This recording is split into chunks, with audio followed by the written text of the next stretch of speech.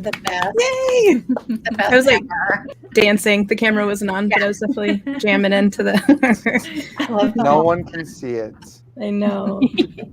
Hey everyone, Hi, Alan. Hello. Hello. welcome Hey. to our actual play live stream thing of Tiny Cthulhu, Yukon Dark. We are on episode 8 of 12, so this is where things get kind of sketchy. So I guess content warning for general horror role-playing shenanigans. I don't know what Madi, our GM, is going to throw at us, but consider yourself forewarned that it might get horrific, I guess.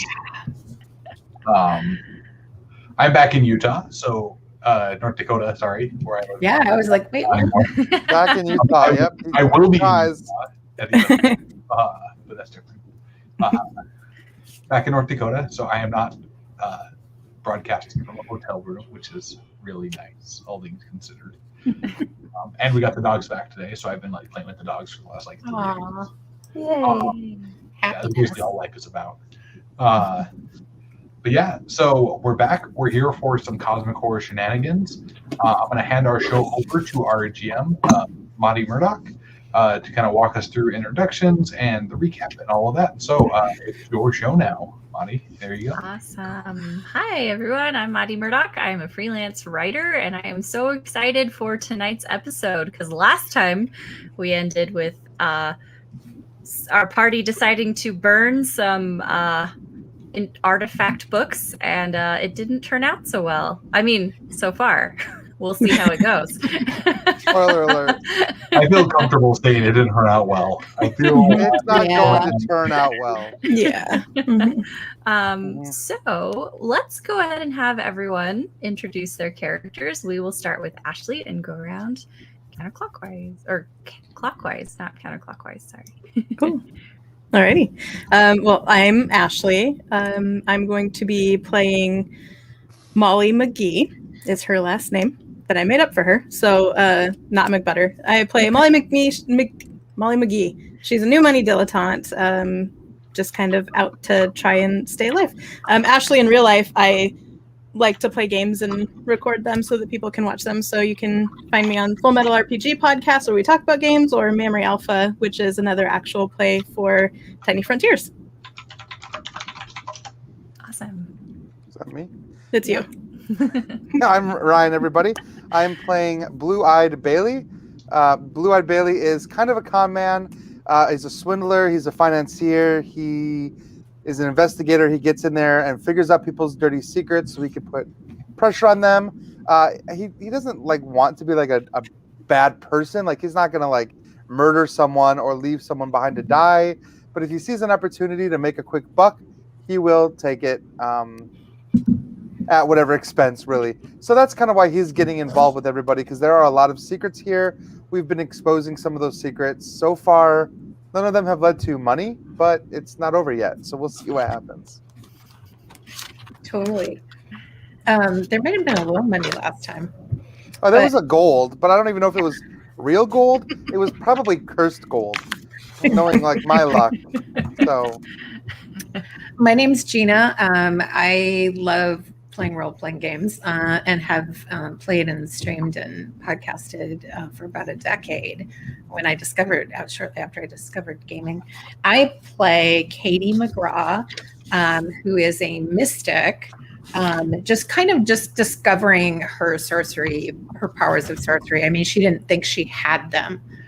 She just thought she had a lot of wacky, unlucky stuff that happened around her. But she also has a raven companion named Edgar, who's been her buddy since she's been like tiny. So that's Katie. I'm Alan Barr. I own and operate Gallant Night Games. I wrote the rules portions of Tiny Cthulhu and oversaw the project as the publisher. I am super sunburned from being on the beach, so it's very uncomfortable existing in my skin right now. So if I seem to crawl out of my skin in the middle of this cosmic horror game, that would be why. But yeah, I'm playing Jameson Moore. He's a sled dog musher. Like Katie with her raven. I also have animal pets, but mine are dogs, and they're cuddly and awesome, and I've named all 8 of them. So that's what matters here. Is That that is. Mm-hmm. It They really kind of does. saved you last time. Katie got him to stop you from running headlong into the mine last I- time. don't know what you're talking about. Of course not. You probably don't. Literally. Jameson. That's true. Yeah, Jameson wasn't all there for that. that is true. Well, let's kind of take a couple steps back to look at what happened last time. So Ooh, we have to. Like, I feel like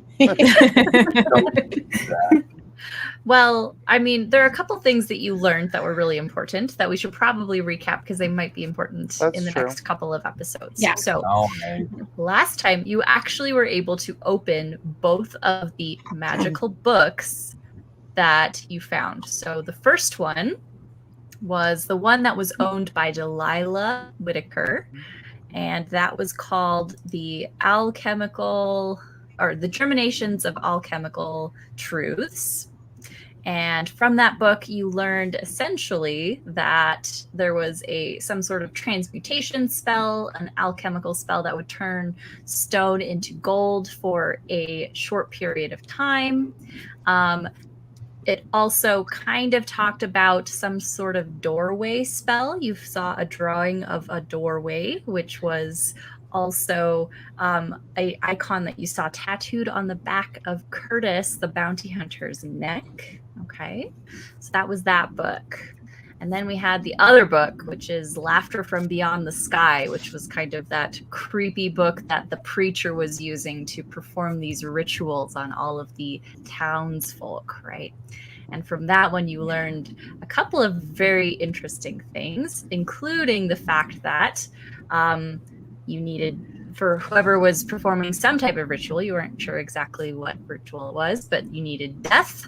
You needed to please somebody from beyond, and then that would open a door. So those are the things that we learned from that book. And then, of course, after looking through those books and learning some of that stuff, you decided this is not something that we need, and this is definitely not something that we need the cultists to have. So somebody, I don't remember who threw the books into the stove. Is anyone willing to own up to that? I was gonna say, I don't think any of us want to actually Bailey. admit that we did it. No, I don't believe it was. Was it Bailey? It was you. You were just really tired and out of I it. was really tired last session. I think did- it was me. I did Okay. write that Jameson poured alcohol on it. That is also Yeah, true. that's true. Okay. Mhm. Yes, you're right. Both yeah, of these things are true. I remember Yeah. now. It's coming Trust back. Ryan. He was really tired and out of it. That is true. It's all Bailey's fault. Let's just go with it. Yeah. We all Okay. agreed to throw it on the fire, okay? Mhm. It That wasn't is a true. unilateral decision. It Truth. was common consensus. Yeah. Okay, so Bailey, following the common consensus that everyone came to, threw the books into the fire, and then as soon as he did, and Jameson supposedly threw the alcohol in there and shut the stove Allegedly. shut, right? Mhm. The door bursts open, and now you're seeing a bunch of strange, glowing, slimy tentacles kind of starting to pour out of the front of this stove. Now, of course, in great fashion, we're going to go ahead and start today's campaign with a corruption test, because this is horrifying. This is Yeah. not a normal thing. Okay. So let's go ahead and have Alright. everyone make that corruption test. Oh no. I got a 1 and a 2. Ooh. Delightful. So I Yes. also failed. I finally succeed. Oh, you can't. It's so bright. But I did succeed. I got a 6 and a 3. I got a 6 and a 3 Why was also. that so on bright? my Hey, Star There Wars we go. Look days, at that. actually. Way better. we should just go back. Nice. Let's just lean Yeah. with it. Let's just roll. This Yeah. is Jameson magic. yeah, just Twice by in 2 sessions. yeah. Oh my god, can you imagine if there were 2 of us without control of our characters? Oh, I can. That'd be fun. I think The last session is going to be Maddie just playing for all of Yeah, us because none of alright. us are going to be in control of our characters. going to bring out some Yeah. hand puppets and Right. That'll be okay. great. Well, Molly and Jameson didn't make their corruption test, so are you going to choose to lose a corruption point? Or, I mean, we're getting down to the bottom of the barrel for Jameson, I know, with corruption points. Yeah. If I lose this one, just to be clear, if I lose this one, I will have one left. Okay. Didn't you get some back from Katie's? I'm not. Or No, Gina? she snapped me out of it. Oh, did you give me some back? Like permanently? It depends on. I really would defer to Madi on that, since we were kind of tweaking what it said, because it does give you one back. But I did ask if it would just be. Yeah, it was like a once per campaign thing where you can give 1 point back to a person, and that kind of snapped you out of this haze as you were trying to go drown yourself in the river, which was the lowest point in the town, right? Yeah. Well, yeah, that way the flying guy can't grab you. I feel like that was a really logical plan. Obviously. It worked for Queasy Martin. Did it? Yes. Did you see the flying person grab him and fly away? No. He didn't get carried away. We must have been watching different games, because I don't think that worked out well for him at all. Assuming I got the +1, the permanent +1, I will then choose to lose one, so I am at 2 corruption. Okay. Cool. Okay. All right. How about Molly? I've only lost 1 corruption point, and I have the feat or the trait where Inured. I'm inured. So I have 7 corruption threshold. So I'm just gonna take the point to burn. I'm just make it rain corruption points. Yep. The uncorruptible Molly McGee. Yes, that's good. I love that. Yes. Nice. That's fantastic. Okay. How about Katie? Bailey made it, and how about Katie? Did you make it? I did. Okay. I got the same roll as Bailey. Yeah, I got a 3 and a 6. Okay. All right. So, I think all of you are still horrified, even if this is not a kind of reality-breaking event for each of you.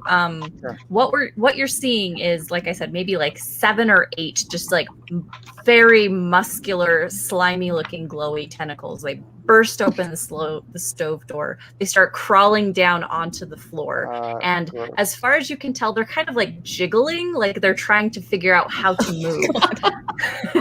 They've been called into existence for the first time, and they are trying to figure out, like the gravity of this world, basically. Like they're just kind of like going around at odd angles, kind of like slipping and sliding around each other. Now, even though they're kind of attempting to move in an unsuccessful fashion, you are still getting the sense that they are drawn toward you. And specifically, it seems like they're kind of leaning toward Bailey's direction. I'm gone. So they kind of continue to kind of just like inch forward, writhing against each other. And Bailey, you're just taking off. You're leaving. I mean, I'm. Well, yes. If I see shadowy tentacle, like the fact that they're muscular for some muscular reason is worse. Yes. That just makes it worse for me. I mean, there might be a moment of obviously like corruption test, like there's a moment of being paralyzed by fear, but like, no. I will get to the back of the room at least, towards the door, and be like, guys, like. Yeah, fight or flight, baby. Yeah. Bailey's not much of a fighter, but he is a flighter. So he's prepping for the flight, that's for sure. Okay, so remember, we're in the kitchen of the hotel. It's a relatively small kitchen, but it seems possible that you could potentially move past these tentacles to get to the door. You're not terribly impeded just yet. There's just enough room for you to maybe squeeze past. But the longer you wait, obviously, the more that gap is going to close. Well, I'm ready to open the door for anyone that Bailey's wants to run ready out. To go. Does anyone else want to do anything besides run away? No. Sure. So burn it, Jameson. As an experienced tentacle birth nurse, I'm gonna run out the door. Yeah. Fire weren't big enough. We need a bigger fire. No. From outside. At a certain point, we're just gonna go. Like, if Katie even hesitates, I'm just grabbing her by like the collar. Oh no, out the door. I want to run. I Okay. just want to start the whole building on flipping fire. That's fine. Okay. Okay. Like Mhm. if you're like, But "Mike, run. we need to build a bigger fire," I'm gonna be like, nope. Run. Maybe we can just burn the entire hotel down as we run out of it. That sounds Dynamite. Let's just Yeah. go with dynamite. Let's just do it all. Like Yeah, let's We just just- burn it all down and start over with something new. Hellmouth. Yeah. Okay. All right. So how are you actually going to like burn the hotel run. down? Is there They're like running lamps? out the kitchen Are there- first, Yeah. but Are there lamps that like we can just grab and throw, or like kerosene that would maybe when- catch fire? when you came into the hotel, you remember the kitchen and the lobby area and the dining room were all dark. There was no Right. one there. That's So right. you would have to light a fire in order for that to work. we just I'm not before taking we- that kind of time. before we burn down the hotel, we should make sure there's no guests upstairs. I just want to be really clear that like maybe we shouldn't burn a bunch of people who are sleepy. Let's just yell and scream as we're running out and tell everybody to get out. You want to yell fire and just Yep. run? Yes, Mhm. exactly. Okay. Okay. That sounds like a really good plan. Yeah. I will fire my gun in the air to get more attention. Just There, like, that works too. "Ah." Okay. Inside or outside of the hotel? Oh, Like you're shooting into the ceiling or like Or at a you tentacle. know what? I chose to lose a point of corruption, so I'm probably a little rattled. So I just start firing, probably into the Okay. ceiling. Yeah. I'm probably not Alright. thinking too clearly, right? Like, Okay.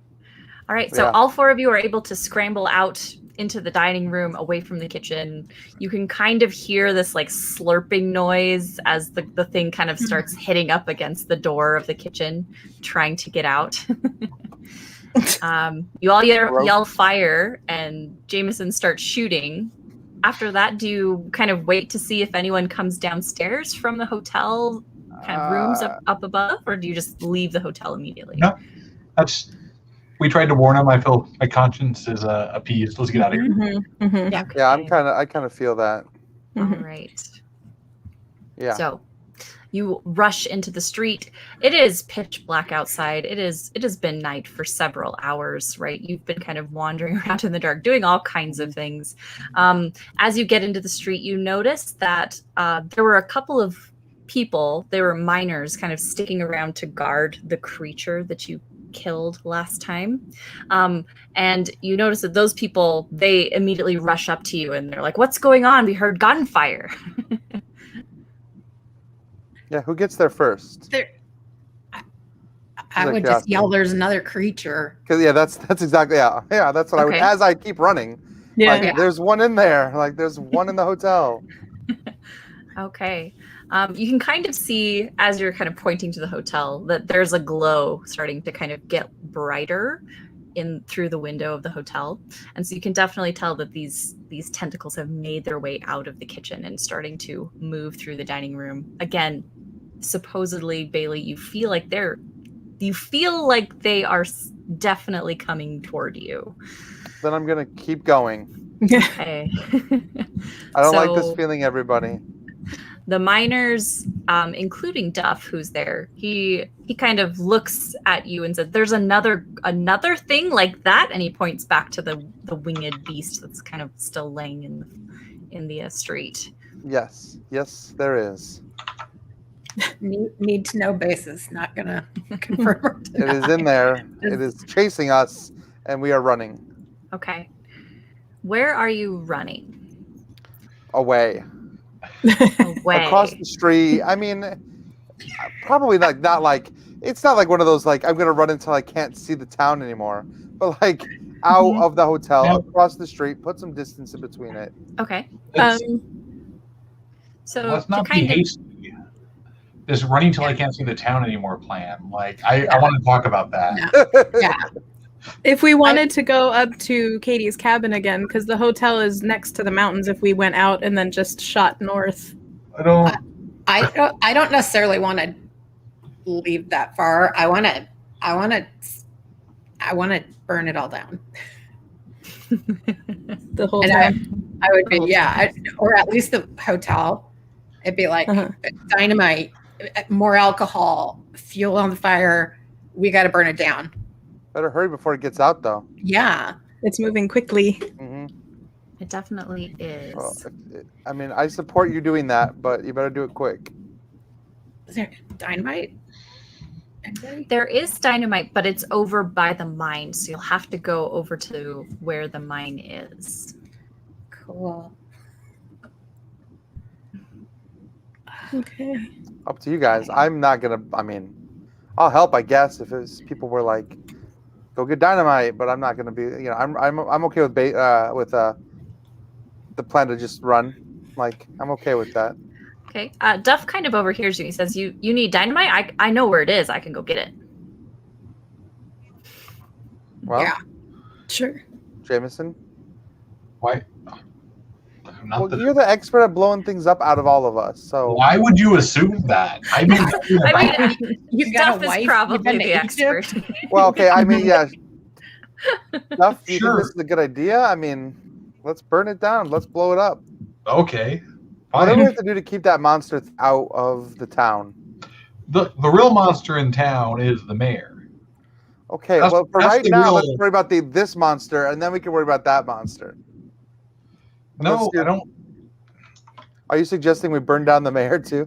Yes, absolutely. I've been Just saying the that. whole I've town. been saying that for days / episodes.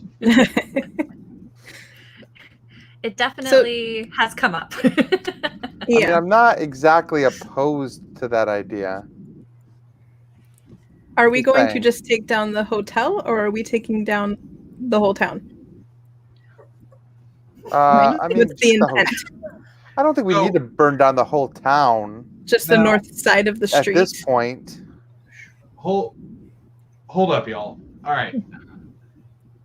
We seem to have gathered our wits about us here as we're standing here in the mud and the dirt. Maybe we should take a deep breath and think of a more equitable solution to the problem at hand before we start just raining down the wrath of God via dynamite on every which way. Well, what are you suggesting? Judicious use of dynamite. Can I clarify? We did tell Duff to go get it, though, right? Yes. Like, okay, good. So Duff Mhm. has left. It'll take him a little while to go get it, but he has left to go get it for you. Dynamite should be used like a scalpel, not like a hammer. I mean, I trust Duff to set it. We just need to tell him where to set it. But we got to do it quick before this thing gets out, or things, or whatever that is. I don't even really know. Do you think if we stood next to the building and like shot at it through the windows, it might stay back a little bit? Like we could try and stave it off a little that way? You are welcome to do that. I am not going to do that. From like far In- away? My long experience of shooting From really, stone really tentacles, Yeah. From really far have- away. I Yeah. have no earthly idea what will happen if we shoot the demon tentacles coming out of the stove. I don't either. Also, what makes us think that the fire is going to do anything to this? It came Fire kills everything. Yeah. out that's- of fire. It came out of fire. this That is just where it was birthed from. Listen, Miss Fire. Lee, I'm gonna need you to stop with the logic and the thinking. And just embrace the radical incendiary solution we have found to our problems. I mean, in general, I have found that fire kills most things. I have yet to Most find things. a thing This that is nothing like most things. This is nothing like anything that I've ever seen. It is jiggly, muscly tentacles coming out of a fire. we Every don't time know. you say muscly, my stomach just like clenches. I know, I right? know, I don't like it. I don't like it at all. so much. While you're kind of discussing the metaphysical Yeah. nature of these tentacles, Yeah. um, Muscly Katie, tentacles. you notice that you actually can kind of see in the sun kind of glowing shadows through the window that there actually appears to be one of the guests of the hotel coming down the stairs. And as soon as they come down the stairs, you just hear screaming, right? This person sees the tentacles. You don't necessarily know who they are. They're just kind of someone that was staying in the hotel. And you hear them screaming, and they try to scramble back up the stairs, but you can kind of see the tentacles kind of reach up and start moving again toward that person. And they grab that person's leg, and then they drag them down the stairs. Oh, awesome. It's got somebody. All right. I'm gonna run towards it, towards Yeah. the scary thing. I'm gonna go help. I can't leave somebody. I know. Yeah. Double doors. Damn it. We go up and kick it in, and the three of us stand there with the guns, and Bailey not because he doesn't have any guns. That He is just- sure. Yeah. I'm pretty sure Bailey was like 100 yards behind us at the road, being like, "What are Yeah. you You're people damn. doing?" Mhm. I fully support going to save whoever you can save. I'm Uh-huh. going to Yeah. stand back here with my knife, and I'm going to help load this dynamite. That's a better use of my skills, I think. Okay, so you bust in Leave them Alright. alone. with the Yeah. intention. Okay, so you notice that the person that they have is a man. He was kind of one of the wealthier miners in the sense that he actually came up and he found gold at a different boomtown and came here just to try his luck again. But he had enough to stay in the hotel rather than down in the tent town. But he's screaming because as he's kind of been dragged down the stairs by these tentacles, they're starting to kind of pick apart his leg just a little bit. They ripped off his boot. They just definitely kind of My goodness. busted open his pant leg, and they're starting to kind of peel the skin off of his foot. They're flaying him. Okay, cool. Fuck, Ew. maybe that guy. Cool. Yeah. Okay, so we're gonna I'm go not ahead and wanna- roll yeah. initiative. Yeah. That sounds like a plan. That seems fair. Okay. Yeah. Do you still want me to roll to help with the dynamite, or do I not need to roll for that? Jameson, if you want to still act in the combat round, that's fine. You mean Bailey? Because we are going. Or sorry, yeah, Bailey. I'm sorry. Because Yep, Jameson, so I if think, you- is going to act. Yeah. So Bailey, if you still want to act like while this is going on, absolutely roll initiative. I mean, I'm just going to see if I need to do the dynamite thing, but I got an 8, so. Okay. All right. Bailey got an I got an 8 also. 8. Okay. Katie got an 8. How about got a 9. Molly? Molly got a 9. Yes. And how about you, Jameson? 7. You got a 7? Correct. Okay, and the tentacles also got a 7. So we're gonna go with Molly first, then Katie, then Bailey, then Jameson, then the tentacles. Okay. I shoot at it. Okay. All right. And I'll be using my favored tiny shotgun. So I got 1-5. So I did succeed. Okay. Excellent. So you shoot at one of the tentacles, specifically, obviously, I'm assuming one of the ones that has attached itself to this person, the miner. Yes. Yeah. Okay. All right. So, you blast it, and as far as you can tell, this kind of spray of neon fluorescent ichor just kind of washes across the floors from the wound that you made. And it kind of starts to smoke just a little bit. And can I get 2 actions, right? And I always forget. Can I fire with both of them? Or is one a movement and one a combat? I assume that you all busted in, and that's when combat started. Yes. So you're all kind of in the room already. Yeah, and I'm not going in any further.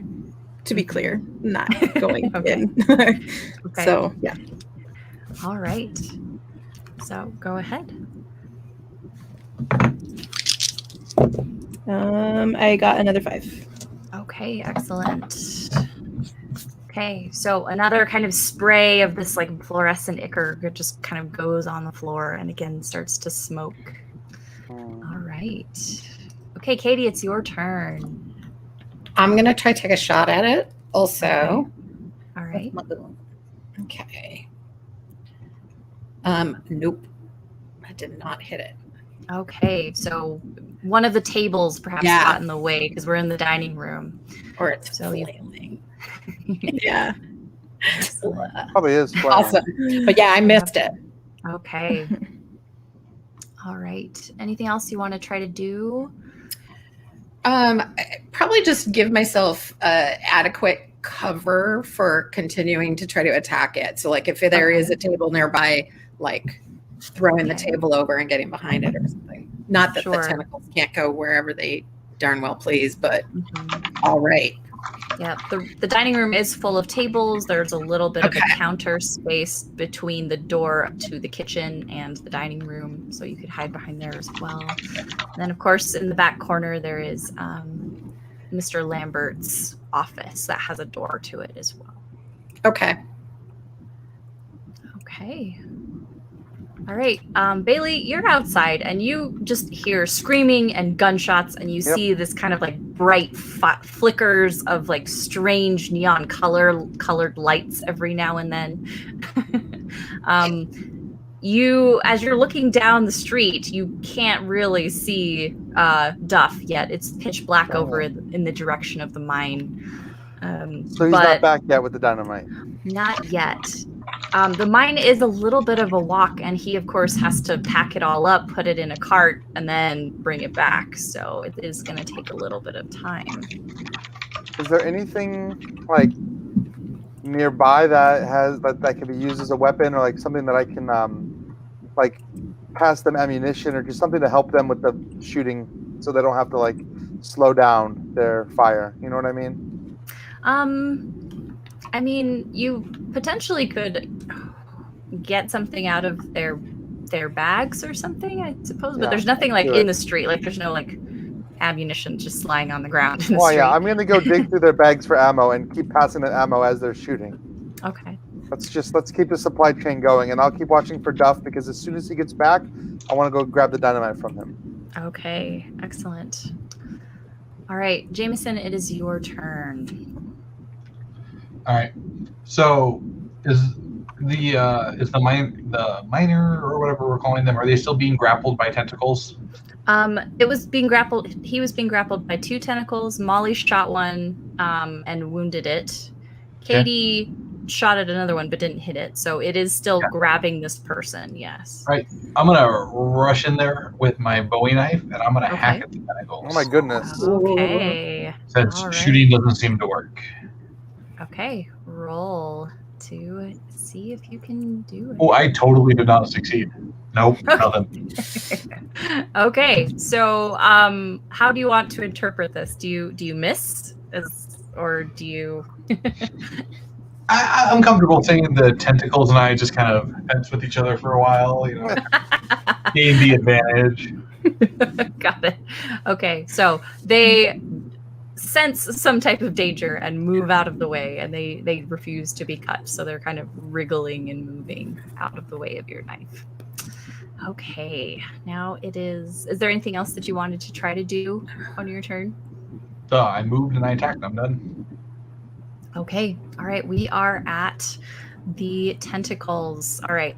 Now you kind of get the sense that they feel like they are under attack. They're starting to kind of be a little bit more, I would say, strategic in their movements rather than just kind of writhing and wriggling in all directions. One tentacle is still firmly around the ankle of the miner. The one that was wounded does appear to be kind of slinking back just a little bit. But the other 6 are starting to move toward the door. And this is the door of the hotel to go outside. And so basically all of them continue to stretch and go out the door. And so Bailey, you're outside and you're attempting to pass these ammunition to these people, but you see like the tentacles starting to kind of peek outside of the door and start kind of spilling down the stairs into the street. Well, I guess I have to wait till it's my turn, but I will warn them. Okay. All right.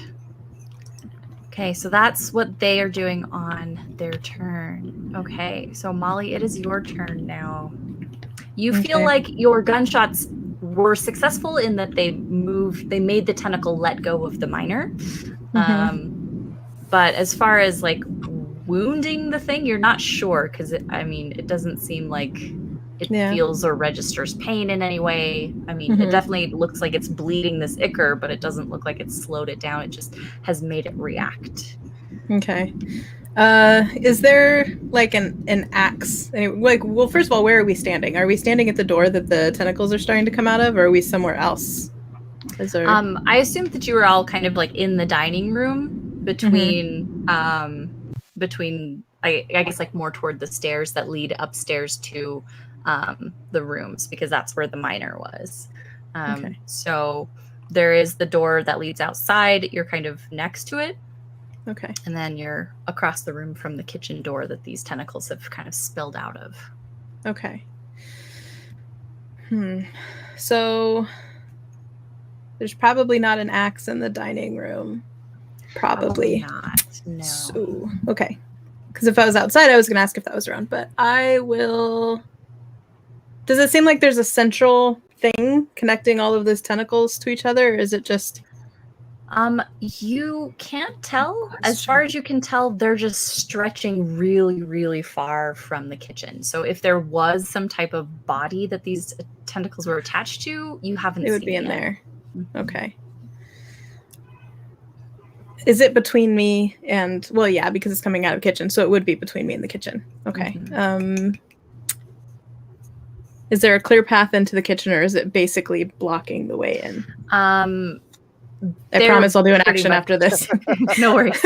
They're pretty much just like pouring out of the kitchen door. So like if you were to go into the kitchen, you would have to jump over like this giant mass of tentacles that's like crawling across the floor.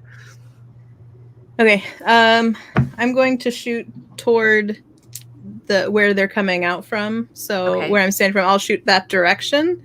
To see if, because I'm the way that would work, it seems like there'd be more of a mass there, then they kind of go different directions as they get out. So I'll shoot towards the mass that's in the doorway. Okay. And 3, 2, 4. I missed. Okay. All right. So shoot over the top of it. Shoot again. Okay. And that time I got 1 success. Okay. All right. So again, this kind of blast of ichor kind of flies into the air and spatters the walls. And you do kind of see the tentacle shimmer just a little bit, as if like not exactly in pain, but it's definitely reacting to the force of the bullets. So they're just kind of like recoiling in this strange kind of nerve reaction to the stimulus. Okay. All right, Katie, it's your turn. I'm gonna try to cast something that I feel like she's like remembering what happened in that room with the Reverend and Pierre and the mayor, and looking at those slimy tentacles on that guest. It's like, Mister, get ready to run. And she's gonna try to picture the area where he's being grappled. Okay. And I would like to try to turn it into stone. It's page 58.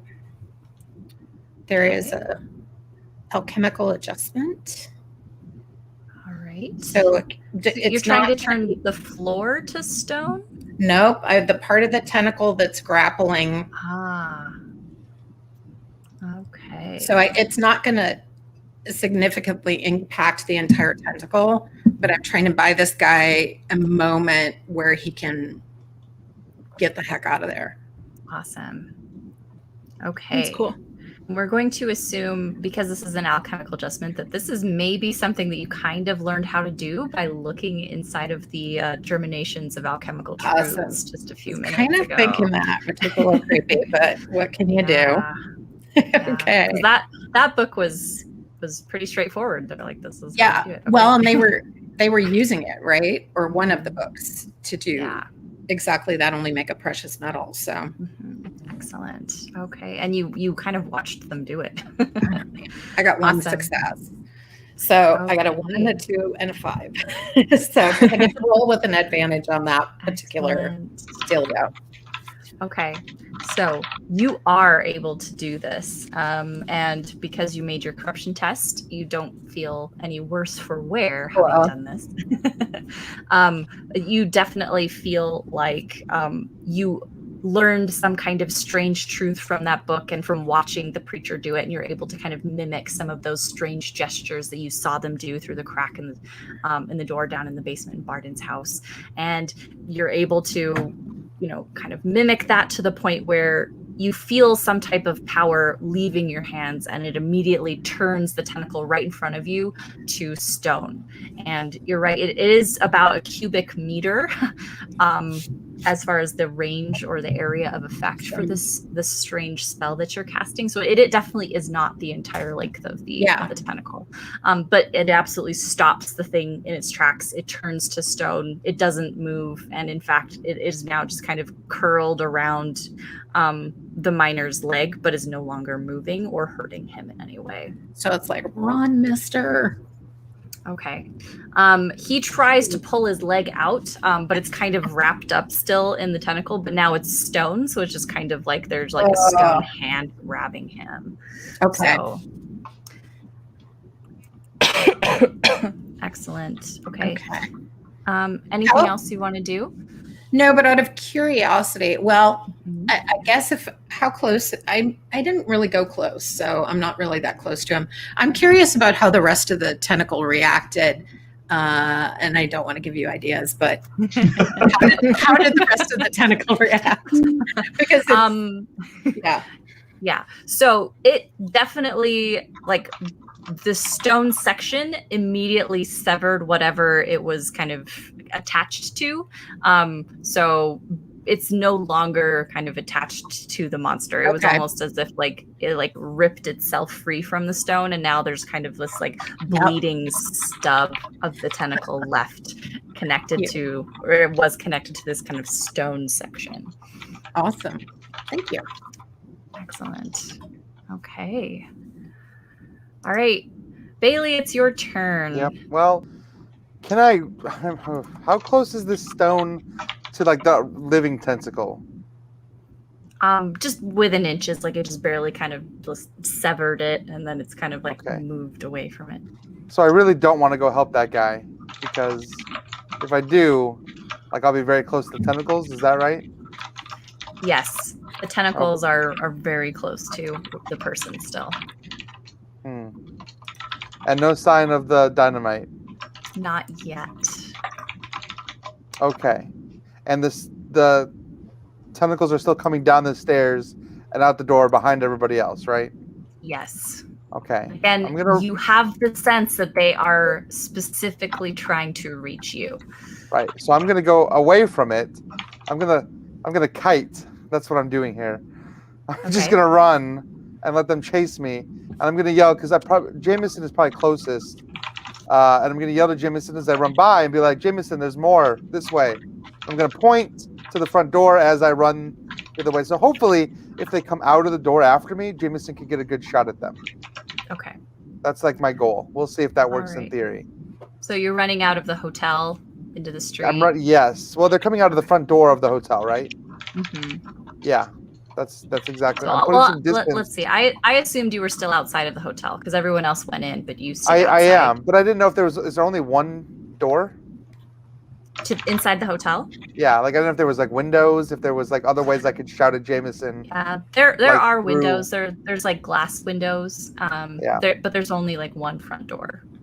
Sure. Well, however Jameson can hear me, because I'm gonna move back away from the door, probably like perpendicular to the hotel, so it has to come out and around. So like they could shoot at it potentially. I'm gonna bang at the windows too as I go by and just be like, "It's here! Like there's another one."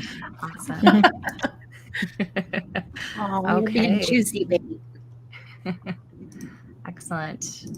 Okay, Jameson, it is your turn. You just saw Katie turn this thing to stone. It seemed like it worked. I mean, it stopped trying to flay the miner, but this is weird. Mm-hmm. I'm just trying to decide if I should shoot the witch or not, I guess. Weird and uncomfortable. Is the miner still in here, though? Yes, he's still stuck. He's on the ground. His foot was kind of now trapped in this like stone grip. I'm gonna grab the miner by the collar and the belt, and we're just going out. Okay, all right. I'm gonna need you to roll strength because there is a cubic meter, essentially, of a stone tentacle attached to his leg. So you either need to pull him out of it, or you're dragging the whole thing with you. No, that makes perfect sense. I utterly failed. Okay. So- Yeah. All right. Whatever stone Katie turned this into is just much too heavy for you to just kind of pick up and drag. Why couldn't you pick like pumice or something? Or yeah, right. Or marshmallow. Or Turn it into marshmallow. I've seen how the marshmallow thing ends. Okay, I don't like it. I could have, or pie. Pie would have been good. Here, turn to pie. I love pie. I don't know. Hindsight being what it is, that it would have been very wise. All right. So Jameson, you feel like it's too heavy. So you're going to have to either break the rock or try to slip his leg out from this tentacle's grip. How much does he seem like he likes his leg? I mean, and I don't think he's really thinking about how much he likes his leg. I think he's just kind of like in I just want to be clear. horror. The options I've been presented are break the rock. I think I'm not super capable of it as a normal human being. Untangle his leg from a rock tentacle? Again, that feels like a thing I can't accomplish. I don't know what that looks like, but trying to bend stone, I don't really know. Or you can try to maybe break his foot to pull it out. Right. Nice. Or the whole leg. Yeah, I see where he's going. Do I particularly like this fellow? I mean, you didn't really associate with too many people in the town. I mean, you've seen him around town. He's given you a couple of nods in the saloon occasionally. All right. So as I'm like ducking tentacles and like knocking the other ones out of the way, I'm gonna like kind of crouch near his head. Okay. Partner, I got a mite of bad news for you. Either you're staying here, or I'm gonna have to break your leg in like 5 places. He just says, do it, do anything, just get me out of here. Okay. Is there something super heavy nearby? There's a table, there's some chairs, there's a spittoon in the corner. Brass Is there a fireplace poker by the stove? Maybe? Yes, there is. Great. That'll break his leg, right? So I grab that and I just We'll go find to out. town on the guy's leg. Okay. I'm You not just going to made me make choke you on my teeth. roll to hit because he is willing and not going to move out of the way, and so you just smash his leg to pieces. Okay. All right. So this is going to take a little bit of time, but you feel like definitely on your next turn you're going to be able to slip him out. Yes, roll to see how many hits it takes to find And what are we? 1894. That'll be. It's all good. He's gonna He'll be fine. totally survive this. Yeah, it's totally fine. He might even keep his leg. We'll see. That's yeah. But at least he won't die by being flayed alive by a jelly licorice. Muscular. Yeah. Jelly licorice by muscular jelly licorice. Yes. Yeah. Icorice. Yeah. Mhm. Okay. Okay. Nice Excellent. job. Mhm. Mhm. Okay. All right. The tentacles are starting to move. Now, the tentacle that specifically, Katie, that you turned to stone, that one has kind of receded. Like it really doesn't want to be whatever, like it obviously doesn't have eyeballs, so it can't really like tell, but it doesn't like what just happened. So it's recoiling away from that and it's starting to move back toward the kitchen.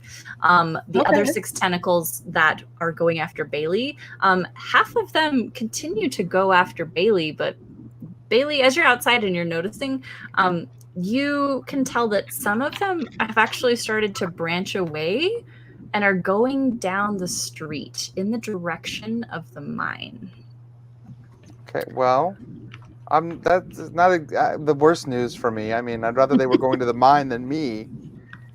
But that's information to process after we're out of this crisis, I think. Okay. Marty, can Can you clarify that one more time? Is Sure. it just the couple of tentacles that were sort of impacted that are trying to retreat, and the other ones are trying to move Yeah. forward? So there was one that Molly shot that recoiled already and was kind of starting to move back away. The one that you attacked has also done that. So both of those have kind of retreated and are starting to move back into the kitchen. Okay. Now there are 6 more. All 6 have moved out of the hotel. 3 of them are going in the direction that Bailey is running, kind of to give you guys extra time to shoot at them. And then the other 3 are starting to kind of creep toward the mine, down Main Street, essentially. Okay. Okay, Katie, it is your, or not Katie, sorry, Molly, it is your turn. Okay. So Bailey knocked on the windows to get our attention, and so I see that they're out the door now, right? Yes. Okay. So if I go out there, is there an axe from like wood cutting sitting around? Like, because I just picture in my head, naturally all towns like this just have a tree stump with an axe in it because everyone just chops wood in the middle of the street. Is that this kind of town, or is this not that kind of town? It would be hard to find something like that right on Main Street. You might be able to find one maybe closer to the wood line outside of town, but there isn't anything like that just laying about. Okay. So I'll peek out and I'll see where everything is, and I will decide to stand there and shoot back, because I noticed that it seemed to do more damage when I shot toward the center of mass a little bit more. So I will take a shot. Okay. And I got a 6. Nice. Okay. So again, you shoot at the kind of mass that's coming out of the kitchen. It does seem to kind of slow the tentacles just a little bit. Again, not like it's recoiling in pain, but it's definitely like rippling across in some type of like physical, I guess, like movement reaction to the bullets. Yep. Okay, cool. Okay. Excellent. Okay, Katie. All right, you just turned some of the tentacle to stone, and it worked quite well. Possibly too well. Jameson was successful in doing what he had to do to get that guy out of there, though. So, he's going to be out of there pretty soon. Okay, and then it sounds like everything's retreating from where we are. The 2 are kind of trying to hunker down back into the kitchen, but the other ones are trying to escape. So I'm going to take my cue. I still have 1 shot without having to reload in my rifle. So I'm going to take a shot at another tentacle and just closer to where it's going out into the street. Sure. So I'll try to shoot it. Okay. Roll to hit. Okay. Oh, 2 successes. Excellent. Okay. So you are able to damage it. Awesome. 2 damage, I think, my rifle. Okay. Good to know. Excellent. Yeah. All right. So again, Katie, you also get the sense that shooting at it has definitely slowed it down. It hasn't impeded it at all, but it has definitely slowed it down. Yeah. And what I guess I'm going to kind of yell to the others as I do that. Like, I think Wally's got the right idea. It doesn't seem to like being injured. So it's like it's trying to retreat if we keep trying to harm it. So just kind of yell that out. Awesome. Okay, so Bailey, where are you running? Down the street, away from the hotel. Okay, preferably so is toward the dynamite. The direction of toward the dynamite will be up the street toward the mine. Yeah, which is where the tentacle's going anyway. So okay, it's a lose-lose for me, basically. Okay, you feel like you're actually quite able to outrun these things. I mean, they're guided by some strange sense that it seems to have affixed to you, but from what you can tell, right, the gunshots behind you, they seem to have kind of slowed the tentacles' movement toward you, but they're still going. Sure. I mean, at this point, I'm gonna go try to find him with the dynamite. Like, if I can get to him and like plans are changing quickly, and these tentacles are moving, so by the time he gets to us, it might be too late anyway. So Okay. we might need to Alright. readjust our plan here. You can definitely see kind of a torch coming closer. So you assume that that's Duff because it is coming in the from the direction. I'm heading straight towards him. Okay, so you're just gonna run in that direction. And hope Alright, it's him with the torch. Yeah, we'll see. As you do that, you pass the body of the winged creature that was in the street. And it's no dead, one's and it doesn't move. It doesn't move. It's still dead. It smells horrible as you run past it. Yeah, I bet. Okay. Excellent. Do the tentacles Alright. do anything weird when they get like? Do they just like go over that thing or like ignore it completely? You will find out on its Oh, turn. okay. All right. Well, I've got my eye on it. Okay. So you're kind of just like looking over your shoulder as you run Yeah, past. I want to kind of at least see what's happening. Sure. Okay, Jameson. It's your turn. You have beaten this guy's leg to a pulp. It is now slippery and squishy enough to move out of the grip of this tentacle, the stone tentacle. Let's do it. All right. Okay, you drag him out of there. Where are you headed?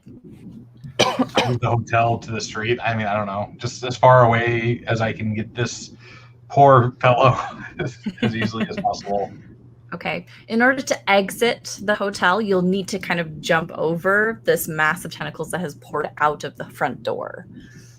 Is there a back door? There is a back door. Is there massive tentacles in our way to the back door?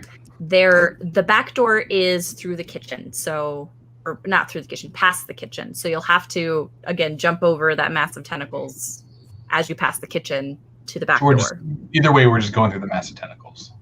Unless you go upstairs, but you're still a little creeped out about upstairs. You can go upstairs, but it seems a little. We're gonna go creepy to upstairs. you. Okay. Hmm. All right. Wow, So you nice. drag the man with you. So I upstairs. kind of doing the arm over the carrying him upstairs. Very nice. Awesome. Okay. Excellent. All right. So Molly, Katie, you see Jameson grab the miner, run him upstairs, and they are out of sight. The two tentacles have basically completely receded into the kitchen, and so you no longer see them, but the other 6 you still continue to see, continuing to pour from the kitchen out into the street.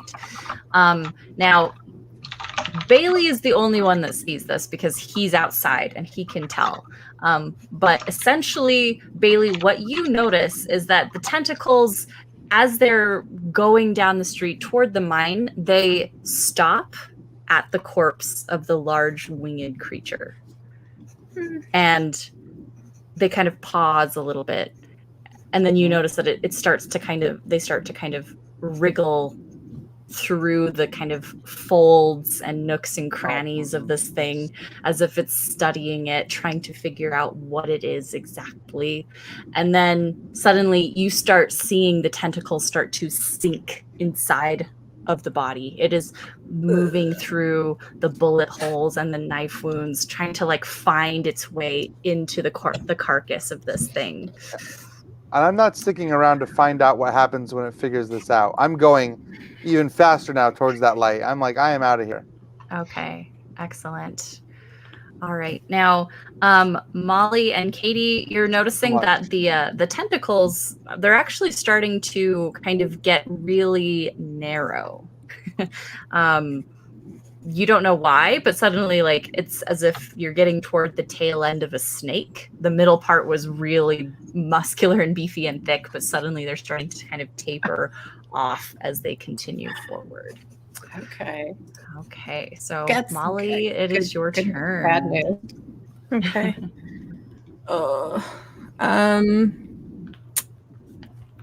I will.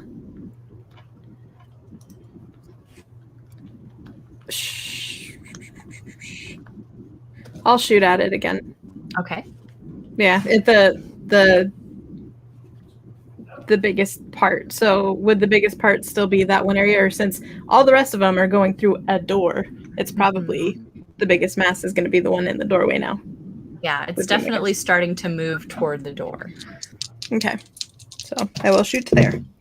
And I failed. Okay. All right. You That kind of tracks with our experience so far. Right. Right? We're having a great night. Really good. Yeah. Okay. And my other action, I'll shoot it again. And I did get a success on that one. Okay. All right. Now, this time you notice that your bullets are again just spewing this ichor everywhere, but you feel like it has suddenly started to accelerate the movement of these things, as if it suddenly has a purpose and it is trying to immediately go headlong into that direction. Okay.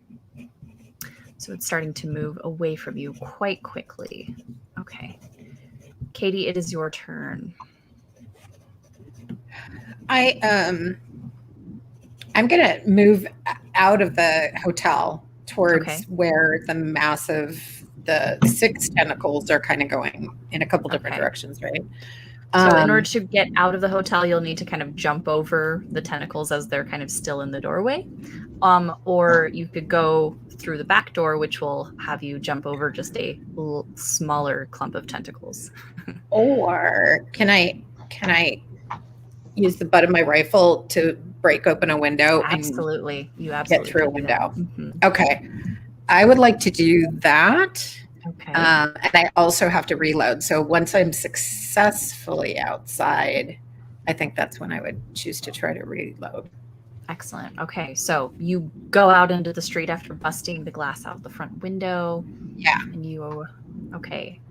All right. As you're out in the street, again, you see what Yeah. Bailey saw, which is that these tentacles have seemed to stop and are starting to like bury their way into the corpse of this the winged creature. And you're starting to see some kind of light pour out of the creature's dead eyes and mouth a little bit. Okay. I do not approve. No, that's what I said. Is it like 3 of the tentacles that are kind of preoccupied with the corpse of the creature, or is it like you one do of them?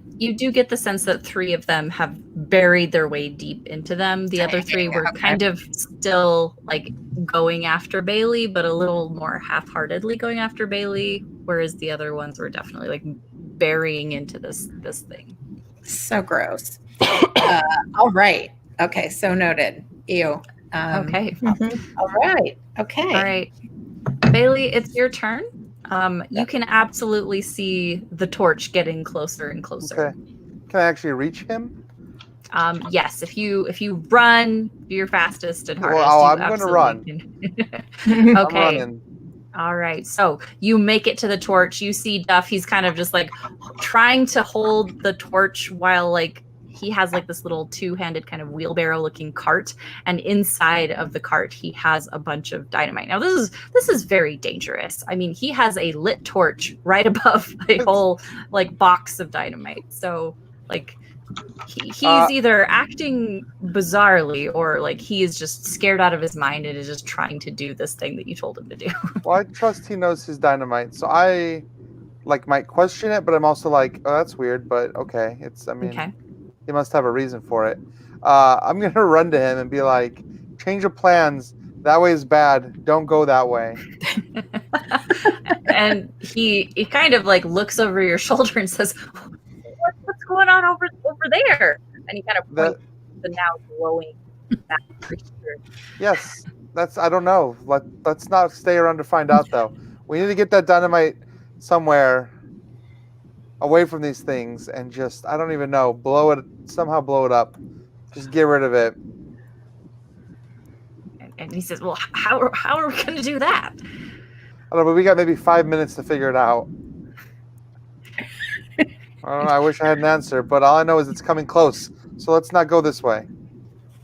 And Let's he kind of scratches his head and he says, okay, and he hands you the torch. He says, why don't you carry this and I'll follow you with the Can we cart. Can we just light the dynamite and push the cart of dynamite into the tentacle beast thing? You could try that. Duff would need a little bit of time to like set up a fuse because he just piled dynamite, fuses, all of the stuff. So he would need to set it up. So I'm going to tell him to set up like, one stick of dynamite and leave it with me, so that I can light it when this thing gets closer. Okay. All right. Okay, Jameson, you have run up the stairs. You feel that the miner has completely fainted from pain, from shock, so he's just kind of hanging limply from your shoulder. Your dogs are following you up the stairs. They're growling and snarling at the tentacle beast down in the dining room. Is there a window in one of these rooms that goes out into an alley or something? Yes. So if you go along kind of like the back, Okay. I guess, end of the hotel, you absolutely can bust out a window and jump down into the back. All right. I'm looking for a window that lands on something soft. Okay. There isn't exactly anything soft. It's just kind of a dirt alleyway behind the hotel. All right. Sorry, dude with the leg. Out we go. I'll try to make him land on his not leg, I guess. Okay. And then I'll toss my dogs out after him. Okay. All right. They land with a little bit more grace. Aww. That's pretty. And then I'm out the window. Like, we're not stopping. Everybody out. All right. So you barrel out of there as well. It's only the first floor, so it's not terribly difficult. You're able to get out of there pretty easily. Excellent. Okay. All right. Now we are going to go ahead and get to the tentacles. So Bailey can see this. Katie can see this. Duff is absolutely seeing this, and he doesn't want to see it, but he can't help it. You notice that the beast is starting to move. It is definitely moving with the same kind of strange, twitching, jerky movements that the tentacles were initially moving with once they kind of flooded out of the stove. Again, as if the tentacles are trying to just figure out the anatomy of this new creature that it has kind of gone into. You're seeing kind of like a wing perk up just a little bit at an odd angle. You're seeing the head kind of rear up and start flailing just a little bit. And again, you're seeing from the orifices of this thing, right? All of the knife wounds and gun wounds and mouth and eyes. Like you're just seeing this like strange, eerie glow. And you're also seeing a little bit of that ichor just kind of like trickle out just a little bit. And then you hear this horrible shrieking noise as if the tentacles found the basically voice box of this thing. And it starts shrieking with this horrible piercing sound. And Bailey, it's so painful to hear that you have to like cover your ears in order to block it out because it's just so shrill and powerful. That sounds awful. Okay. All right, now you are definitely getting the sense that this thing is starting to figure out how to move the thing. So it is starting to kind of bat the wings a little bit, move the legs, kind of, like I said, try to get control of the head and the neck and all of that stuff. So that's what it's doing. All right, well, I'm definitely trying to get that dynamite ready. Okay. All right, Molly, it is your turn. By this time, the tentacles have basically left the hotel. There is a clear path out the door, through the kitchen, anywhere you want to go, because the tentacles have finally exited the hotel. Okay. Well, first I want to say all of the individual words you just used to describe what's happening, I don't have a problem with, but when you put them together, I hate it so much. All of it, so bad. You're welcome. I'm gonna, I guess. yeah, yes. Yeah, I'm gonna go out there to them because if they look like little snaky tails going, I'm gonna follow them out. Okay. So you absolutely can see the same thing that Katie and Bailey saw. It is the nightmare that you didn't want to see. Absolutely. Yeah. So how far away is it from where I'm at if I run out of the hotel? Yeah, so if you kind of look at our map, right, you guys killed the creature kind of in front of where it's like the financier's office / the bank is, because it was above Barden's house, right, when you killed it and it fell out of the sky. So it's not terribly far away from you. Okay, so I could potentially shoot it from where I'm at, like it would be within that range. Okay, so I try and shoot the creature that is up, being all puppety and whatnot. I got a 5 and a 6. Okay. All right, you hit. Excellent. Okay, now you can definitely tell, right, that your bullets do a lot more damage to the body of this winged creature than they ever did to the tentacles. So you feel like this definitely could work. Okay. I'm like, we already killed this thing once. Yeah. Have to kill it again. So. Okay. I'm gonna do my best. All right, Katie, it is your turn. When life gives you an opportunity to practice a spell you got kind of right the first time, you take it.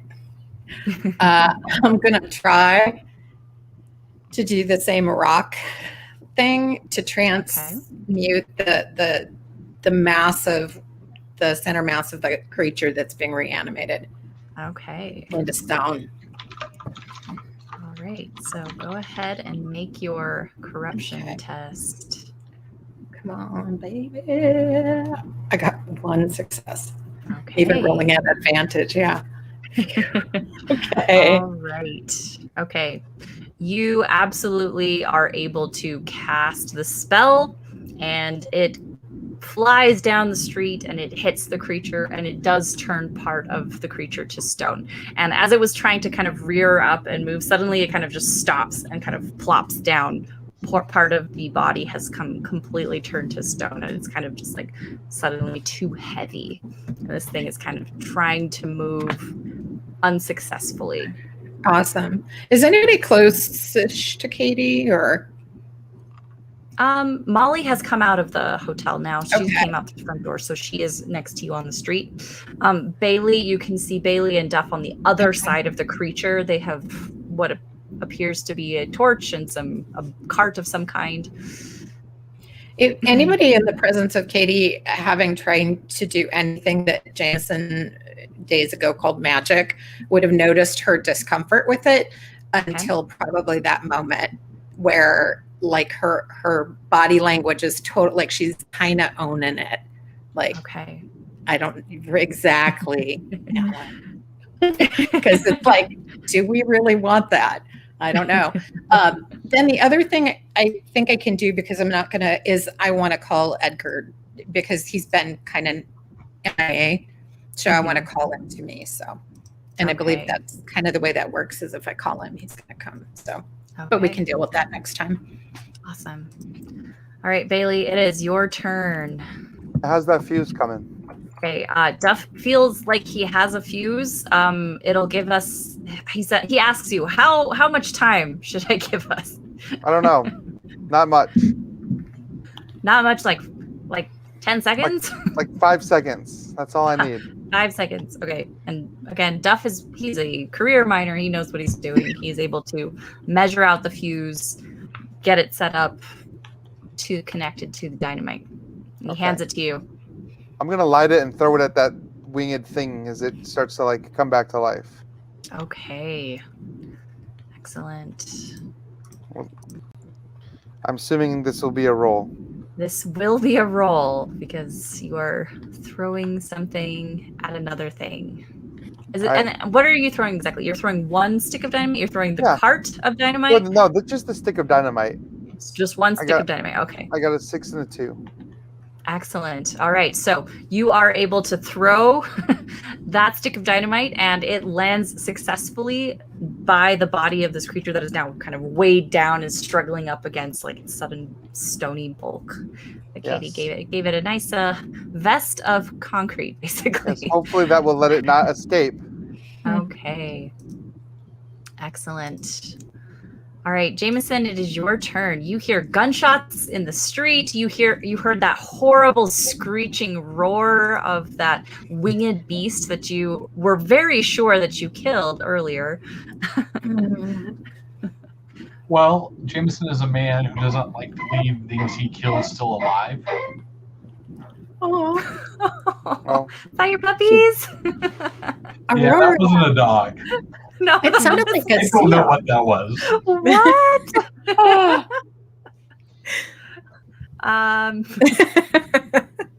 I would say For go check real. it out, but that hallway looks really dark, and that seems Yeah. like a bad idea. Hey Google, turn on basement lights. And you're in a basement. Oh, cool. Was that an animal noise? Cool, Google's not working. That sounded like a Oh. seal. Like a seal? It did. Well, I live by the harbor. Like I can Yeah. hear seals. Yeah. It sounded like a seal in the room with that. Mhm. Right in North Dakota. Yeah. Yeah. In your basement. In your basement. In your basement. Those North Yes. Dakota basement seals. You Yep. didn't know that this woman found out Alan's been smuggling seals around. Yeah.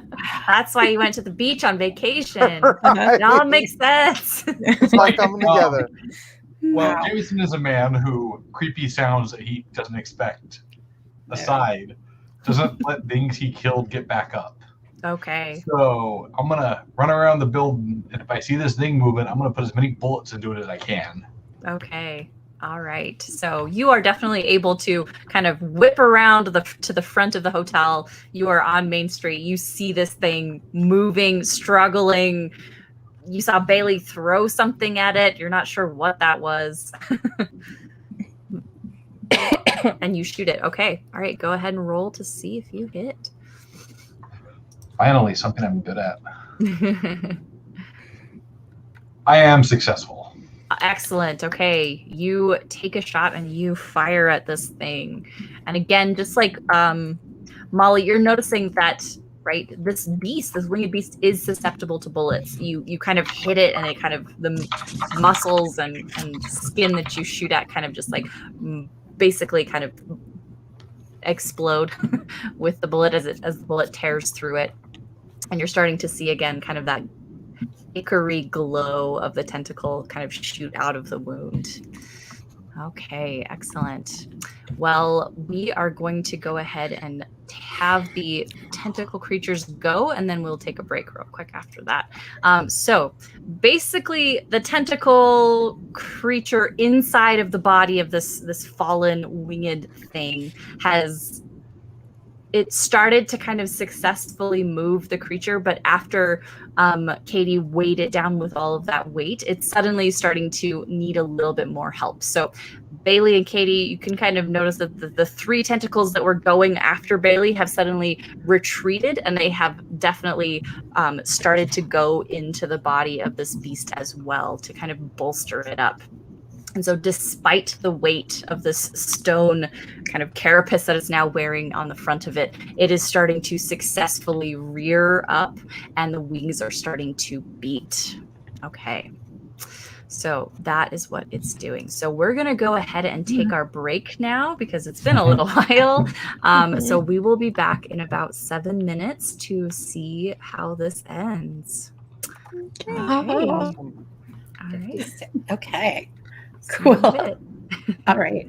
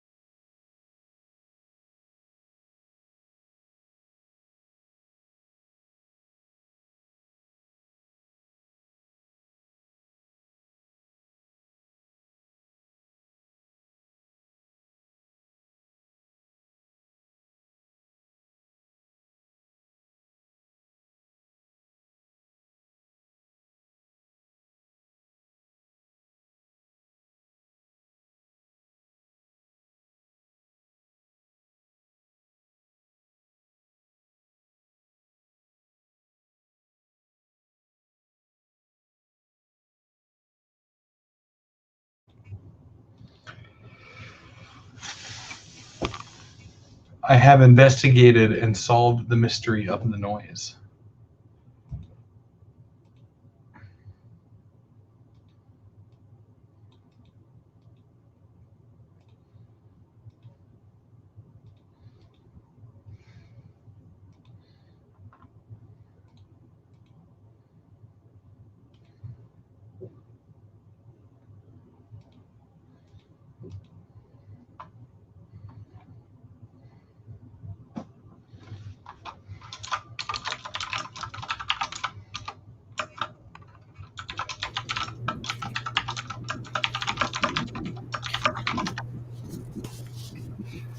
Oh. So that noise was just the faucet being turned on in the yard for the sprinkler.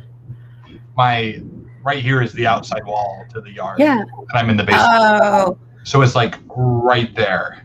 it was like a pipe. It was just the wall faucet being turned on in the yard for the sprinkler, but it's like 3 feet from me. Yeah, that sounded very creepy. Yeah. And that's not happened before. We don't normally turn it on at night. It's just we're watering Yeah. because we've been gone. Yep. Your trip looked so lovely. It was super cool. And I did a ton of Tiny Cthulhu research, actually. I bet. So we owe a campaign called the Illumination of Aldebaran that we promised as a stretch goal, PDF, Tiny Cthulhu campaign. And I outlined it, and then we got to the Outer Banks, and I was like, hang on. So this is one place where we have Roanoke, we have Civil War battles, we have loads of lighthouses, we have World War I U-boats being sunk and like stuff. Yeah. And I was like, I could have like a creepy time travel campaign, and then you end up at the Wright brothers' first flight and stuff. Yeah, what was that? There was some graveyard, ship graveyard that was. The whole area is called the Graveyard of the Atlantic. Yeah. There's like 300 shipwrecks, like right there. Wow. Yeah, there's a Because lot. the way the ecosystem works is the underwater sandbars, shoals, the waves and stuff just move them overnight. And Oh, so ships will just crash and sink. almost like they're actually animated and It- not a natural phenomenon. So I'd already outlined the adventure, but I'm going to tweak a bunch of it to fit and set it all in the That's Outer Banks fantastic. weird, creepy time travel thing. So That's cool. That's awesome. Yeah. That's very cool. Yeah. Did you make like 6 games during your vacation? I wrote a few, 3. A few 3. 3. I was on vacation. I want to be accidentally productive like you are. Like I do different kinds of, but mine is much more like home stuff. Poor Marty was on the end of several chats from me that were work-related stuff while I was on vacation. I thought I it was was like, cool. hey, what about this? What about this? Hey. That's awesome. You always have brilliant ideas. I love listening to them. Yeah. Well, and that's super cool and inspiring to be that creatively inspired. So that's very cool. It's lots of bad ideas, and I hire smart people to make them better. Shush. Uh-oh, Marty. Oh, I thought you were frozen for a sec. No. Just very still. But yeah, we saw loads of lighthouses. That's awesome. I Those took were very loads of cool. pictures in front of lighthouses. So really, that So was pretty. Yeah, I had. lighthouses on my shelf now. Nice. Oh, nice. I had to go look at your Facebook last night after you referenced something, and I'm like, oh, I haven't been on Facebook for days. I need to go see about your travels. Yeah, lighthouses. Yeah, whoever suggested the Lake Superior thing was The right what? on. The Lake Superior tour. Yeah, that's on my list. Yeah. Excellent. Hey, we're all back. Yeah. All right. Hey, So, everybody. Let's find out what happened. I don't want to. Yeah. I'm good. Like we can call it like, We'll and they all live just happily end. ever after. The end Yes. of Tiny Cthulhu. No, we still have 4 more episodes after this. I know. Mhm. I'm Yeah, I excited. don't know where it's going to go from here. I feel like if this isn't the big scary thing at the end of the campaign, then I don't want to know what is. This is This is the big scary thing that is really Chekhov's big scary thing. Yeah. Hey, I'm Chekhov loving knew a it. thing or two about guns and stuff. So Yeah. Okay, so Okay. we are back up at the top of the initiative order. So essentially, we are going to go ahead and start with Molly. So, Mhm. Molly, you also saw Bailey throw something at the thing. So I'm going to have you roll to see if maybe you could tell what that was. And if you can tell, then that might be a good thing. That might be a good thing, yes. Yes, I got a 6 and a 5. Okay, 2 so successes. considering the fact that Bailey is standing next to Duff and they threw something at this thing, you can guess that that thing that they threw was a stick of dynamite. Mhm. You don't know how long the fuse is, you don't know how long you have, but you assume that this thing is going to blow up. Okay. Now, I don't know that Molly would know blast radiuses for sticks of dynamite, but I would think for farming, blowing up tree stumps. I know that that's a thing that farmers do. So I may know because of that. all right. So let's go But ahead and Ashley have you- doesn't know, so I am not a farmer. Molly is.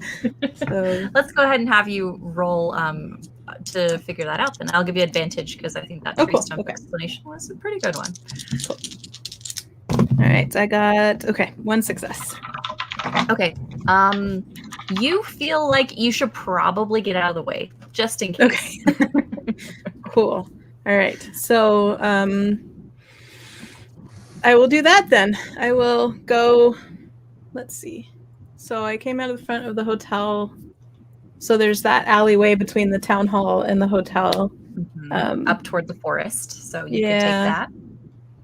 I think I will do that. I will yell to, because Katie's still kind of by me, right? And so I will tell. Jameson is also now by you because he just ran past the hotel to get to the main street as well.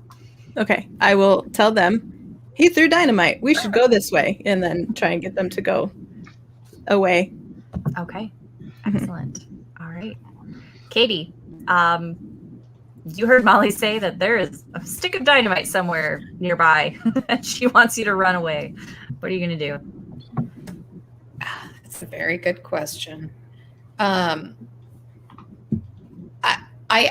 kind of feel like Katie is a tiny bit intoxicated with being able to affect the world around her the way she has started to be able to do more consistently on purpose versus like this kind of accidental stuff that's happening. So I'm trying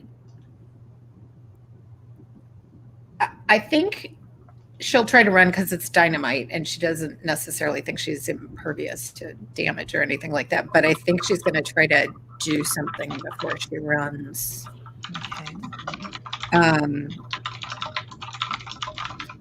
And I think that's going to be trying to literally focus her attention on whatever wriggling mass there is that's the creepiest part right now, which seems to be the body that's kind of screeching and reanimating.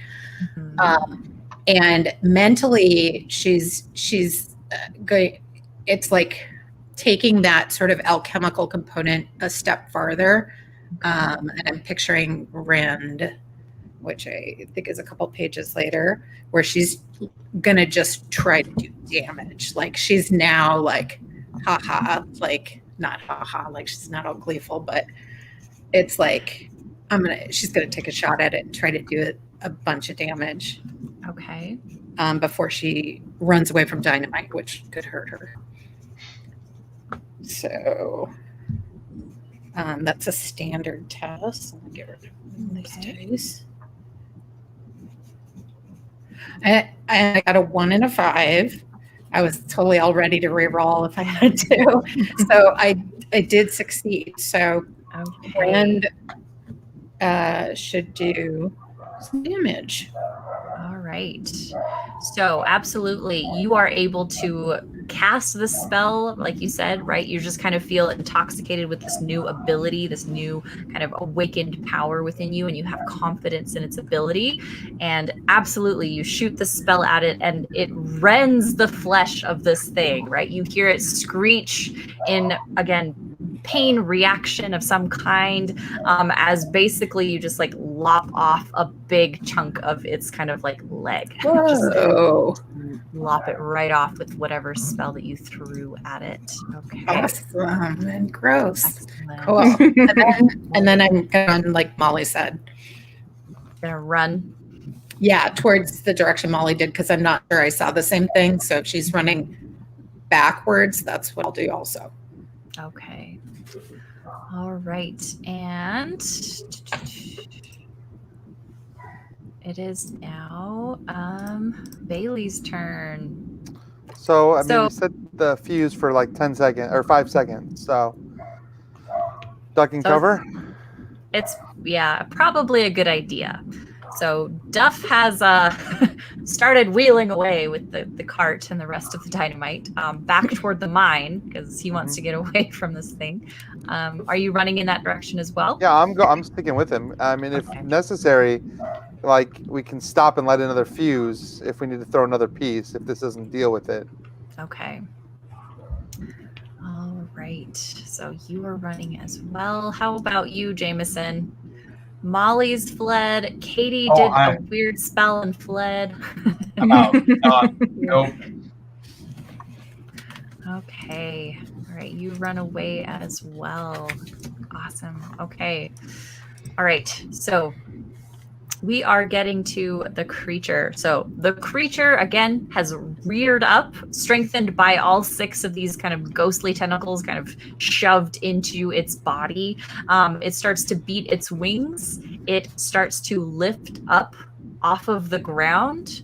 But you do notice that the fuse of the dynamite is kind of coiled around one of its legs as it lifts up, and it flies it's struggling still against like the weight of the stone, but it is successfully able to fly up to at least the roof of the bank that it's right in front of.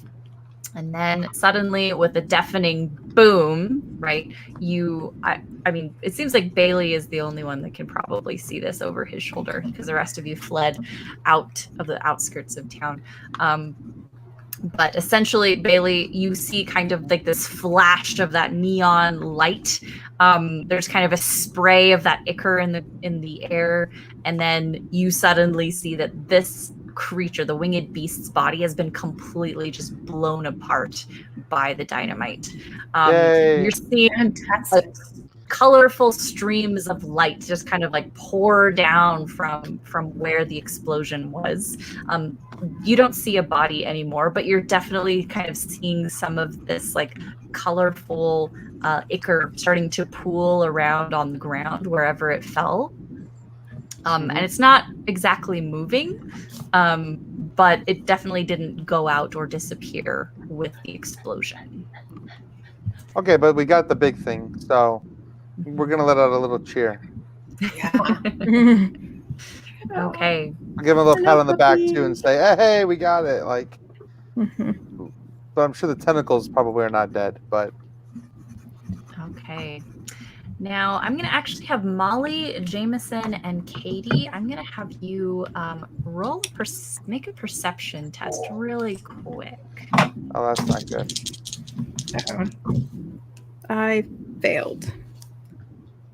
I got a 6 and a 4, so I got one. I passed. Okay, so Jameson and Katie, as you're flying past the hotel, going up toward the mountains, trying to leave the town behind, you notice that there is a light on upstairs in the hotel. You don't know exactly what it is, but you notice that there was one. And you notice also that after their explosion sound, the light kind of just like moved away from the window of the hotel.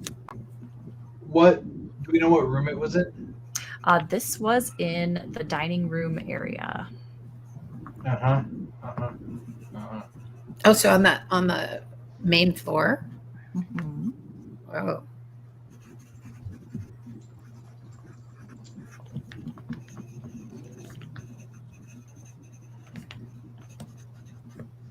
I'm just gonna say, did you see that? Yep. Molly, did you see that? There's somebody in the dining room. I'm like, nope, and I'm still running. Yeah. I'm not going to run totally far. I just don't want to get killed by dynamite because I don't want to just completely bail on Bailey. But I don't want to be exploded to bits either. So, however far that needed to be. Yeah, it's a good idea to get away. Mhm. I won't mind. I won't hold it against you. Okay. Well, we're no longer in combat, so you're welcome to do whatever it is that you want to do. Well, what 'Cause we happened to the heard that- tentacles going to the mine? Are they just gone? Yes, because once Katie turned part of the monster to stone, the other tentacles kind of recoiled to help bolster the other 3 that were inside of the creature. So all 6 were inside of the creature when it exploded. Oh, they all were. Oh, wow. Okay. Oh, all 6? So are they all did they Exploded. just go bye-bye into gelatinous? Well, they kind of rained out down from the explosion. There's like pooled ichor Yeah, on Main Street and across some of the buildings. little chunks of tentacles. Gross. Yeah. Does Edgar kind of arrive around now, maybe? Sure, yeah. Edgar finally comes down and perches on your shoulder. You And he okay, buddy? says- Yeah. He says, the flying man is dead. Thank the Lord. Good. Yeah. Well, that's one He's mystery dead. solved. And but Edgar kind of looks up at the sky and he says, but the sky is still open. I'm not sure what. Yes, the sky is open. Do you mean there's more of them? And Creatures? he says he doesn't know if there's more, but he says, but the sky is still open. Guys, Edgar says the sky is still open. I'm not quite sure what. I mean, I'd be more worried if the sky was closed. I don't know how to take it. I'm not sure. Mm. Is there anything we need to do about that, Edgar? And Edgar doesn't know. He just has this strange sense that something was left open and it doesn't feel good. It's letting in a draft. Oh, I will clarify what that, kind of sounded like a little bit more. So I stop and I say, does that sound like a doorway to any of you? It does. Because that's what the spell books, they both had things about doorways, right? And the light, something Yes. coming in from the other side. Yeah.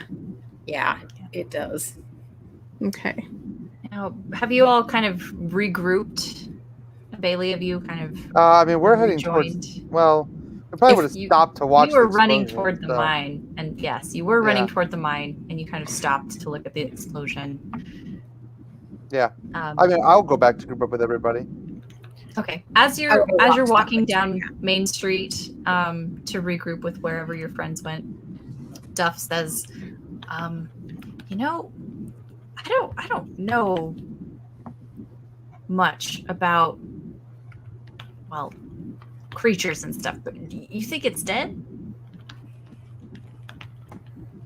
Looks dead. I mean, we thought it was dead before, but you think it's really dead now?" Yeah. I mean, it looks like. Yeah. I mean, it looks dead to me. Looks like it's in pieces. He says, "Oof. I hope that thing's gone." He says, "But you know, Bailey, while I went back to the mine to go get the dynamite, I thought I heard voices in the mine. I hope you Do didn't you listen to them. I mean, I couldn't really tell, but it kind of sounded like someone was screaming, maybe, but like really far away, like maybe underground from the mine. Well, And I thought maybe it was the wind, or maybe it was whatever it was. You said there was another monster down in town, so I thought maybe it was just echoing from the town off the mountainside. I'm not sure. Who's in the mine at the middle of the night?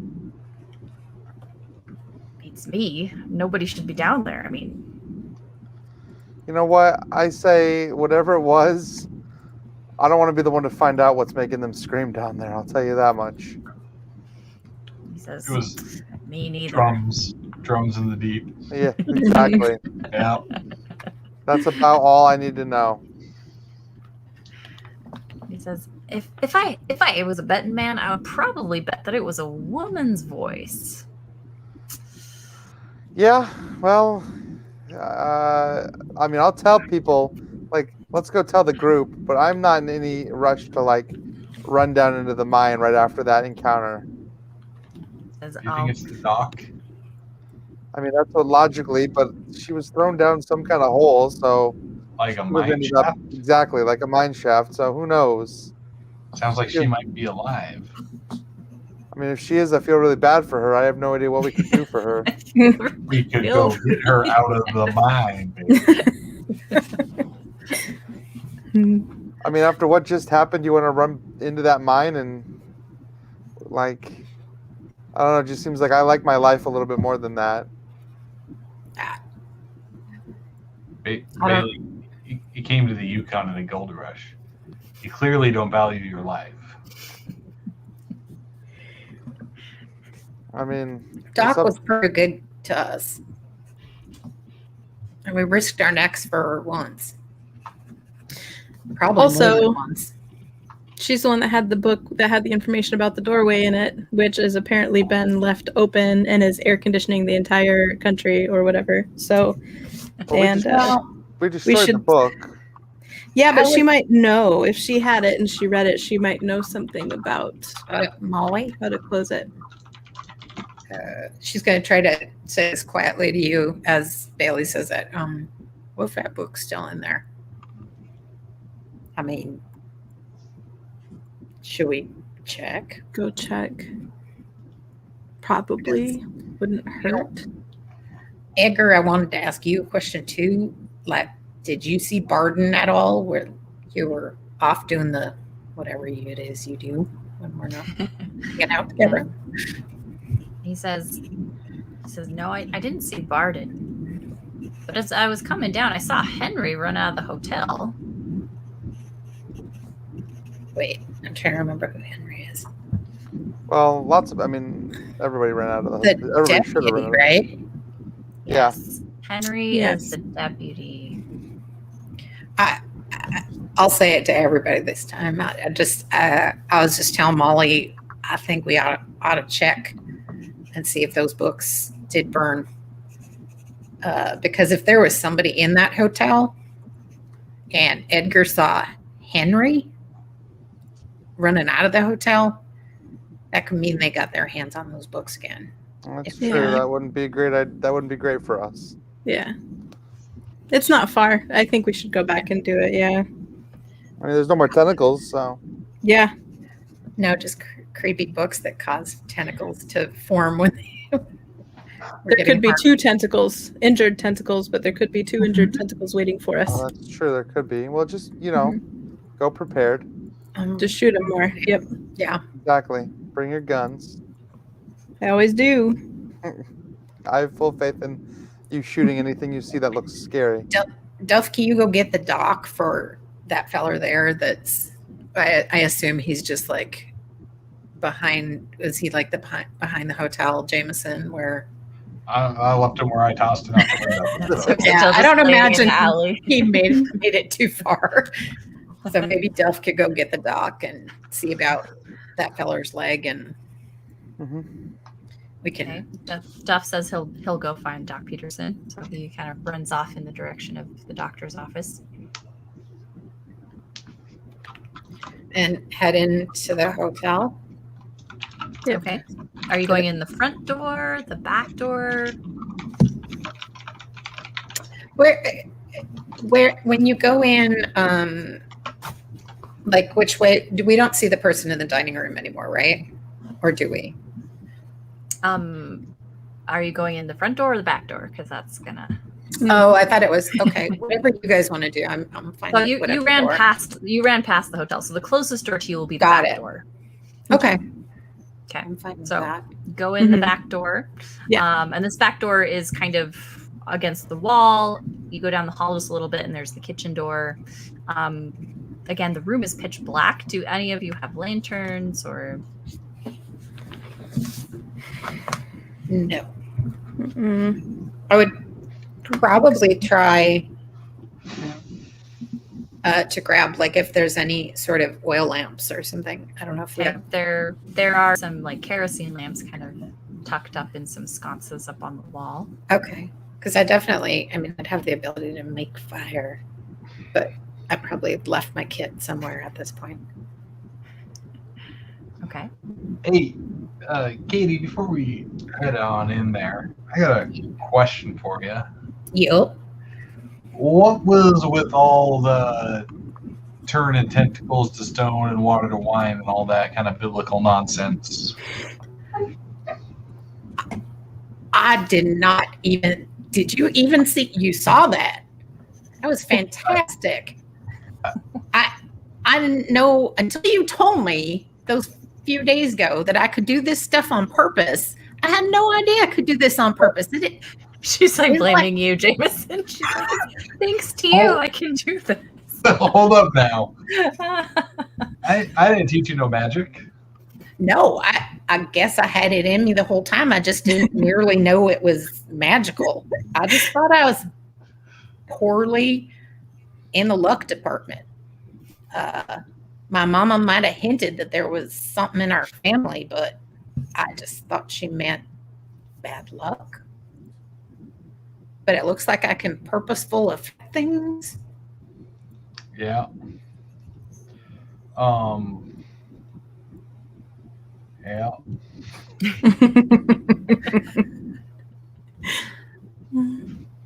I need some more practice, though. But do you? I think that's likely. I don't mean to step on your. I don't even know what I'm gonna call it. But you do know people still hang and shoot and burn witches, right? Ain't witchcraft. I mean, it's, I don't know. Just like using the elements like in a different way and kind of manipulating them. And like maybe it's like science. Do you ever think of that? I could be like a scientist. I don't.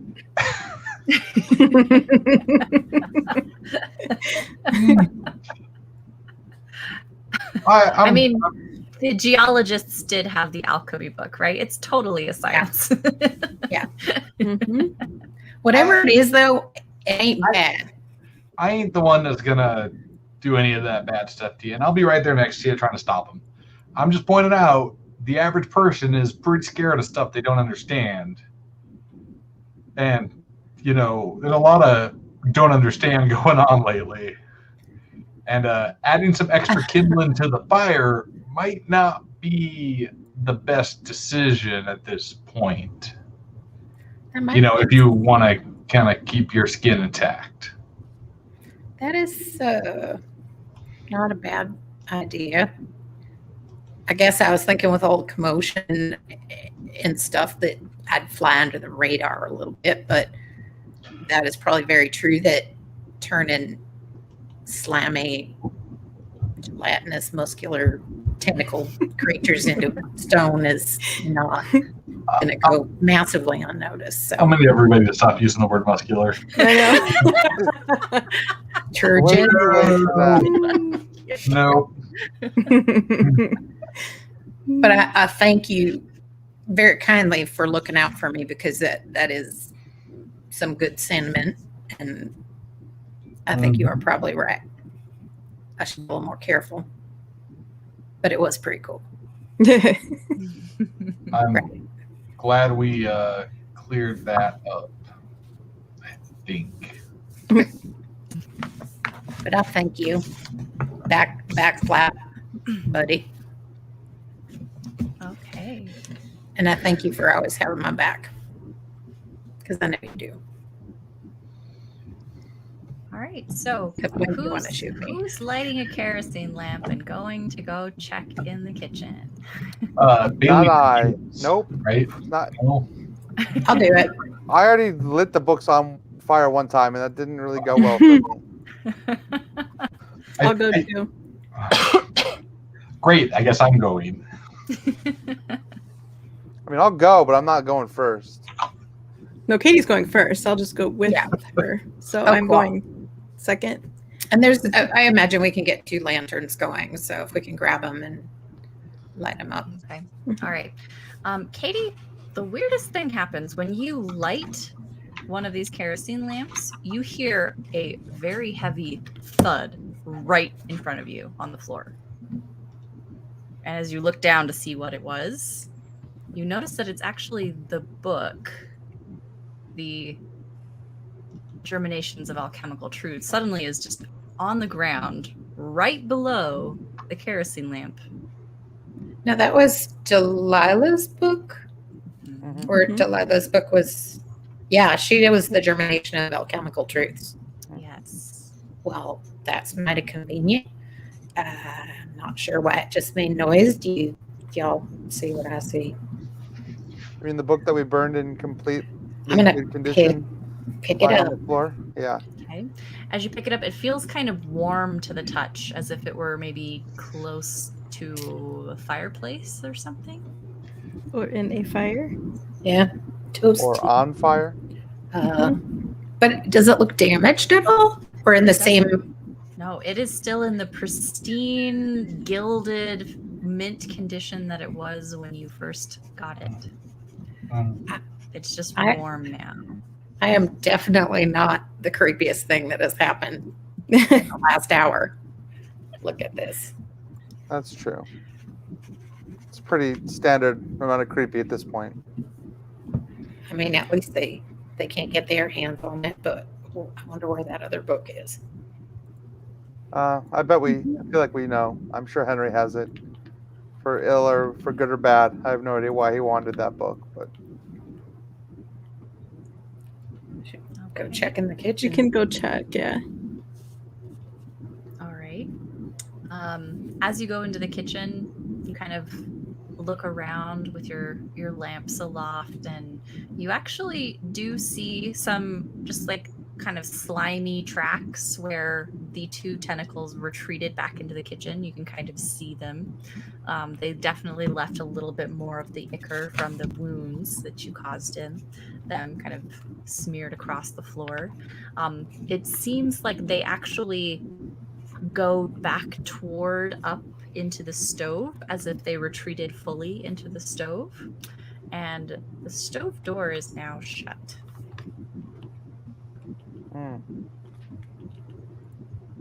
Who wants to open the stove? It's hold the book as hold my beer. Yeah. I'll try, unless Molly got it. No, I was going to say I'll stand there with my gun if you want Okay. that. You, I'll it's offer- all you. I'm gonna totally offer Jameson to hold the book while I open the thing. Bailey? I mean, sure, I'll hold the book. Okay. I don't like it, but I'll hold it. And Bailey, when you touch it, it again feels a little warm, kind of toasty. Yeah, that's disquieting.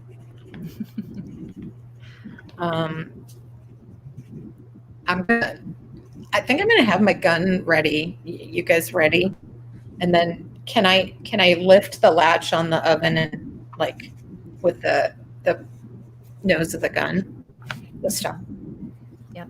Rather than, since my gun is two-handed, Okay. open it up. All right. As the stove door kind of swings open, it's dark inside, And as you kind of lean forward and kind of shine the light inside of there, you don't see a book. You don't see any kind of tentacles or ichor or glowing, but you do see that the wood ash inside of the stove has kind of a square rectangle-ish print where the book was. And you also see some finger marks as if like someone kind of was trawling through the ash trying to get the book out of the stove. Looks like Bailey was right. Yeah. Yeah, I don't know. I thought he was on our side. This is That disappointing Henry's news. good guy. Yeah. Guess you just can't trust anybody anymore, huh? No, indeed. At least we got Miss Delilah's book. Yeah. Or did it get us? Yeah, we just need to get Miss Delilah now. I think that is probably an apt point, Miss Molly.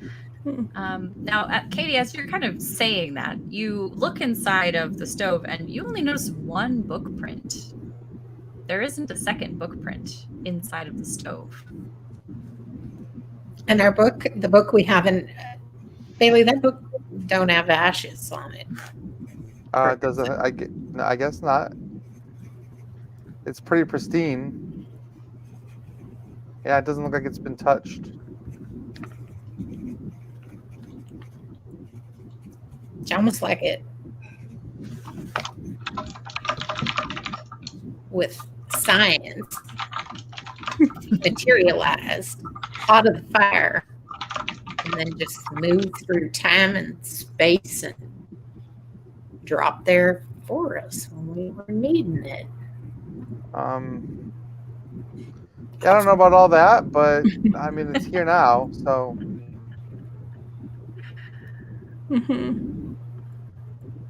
yeah, I don't know how much I believe a book traveling through time and space. Staying warm and not having ashes or burn marks. And Bailey, as you're holding the book, you're kind of starting to doubt, like, did you put it in the stove?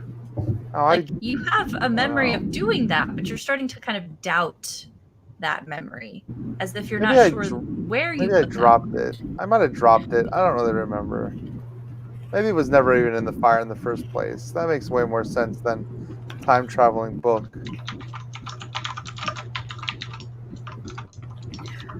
Don't really explain the noise and the way it's right here in the. It was in the hallway or outside the door before we even got there. Did it fall off the shelf or something, right? You know, maybe we jostled it. You know what? I might have set it down on the shelf. Come to think of it, I don't even remember what I did with it. I thought I threw it in the fire, but, you know, chances are I just forgot to do it. I mean, there was the other book in the fire already, so I don't even remember.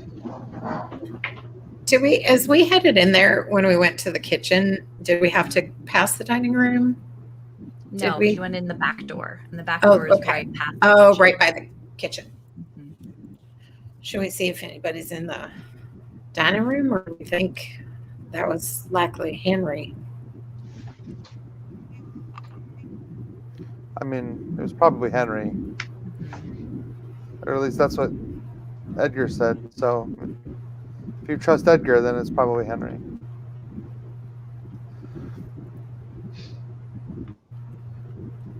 Yeah? I don't know what to do. You hear a little bit of a commotion in the back alley. Just a little bit. It sounds like the miner that you left out there has kind of started to regain consciousness. He's kind of moaning a little bit. He's asking for the doctor. He's kind of saying, like, hello, is anyone there? Should probably check on.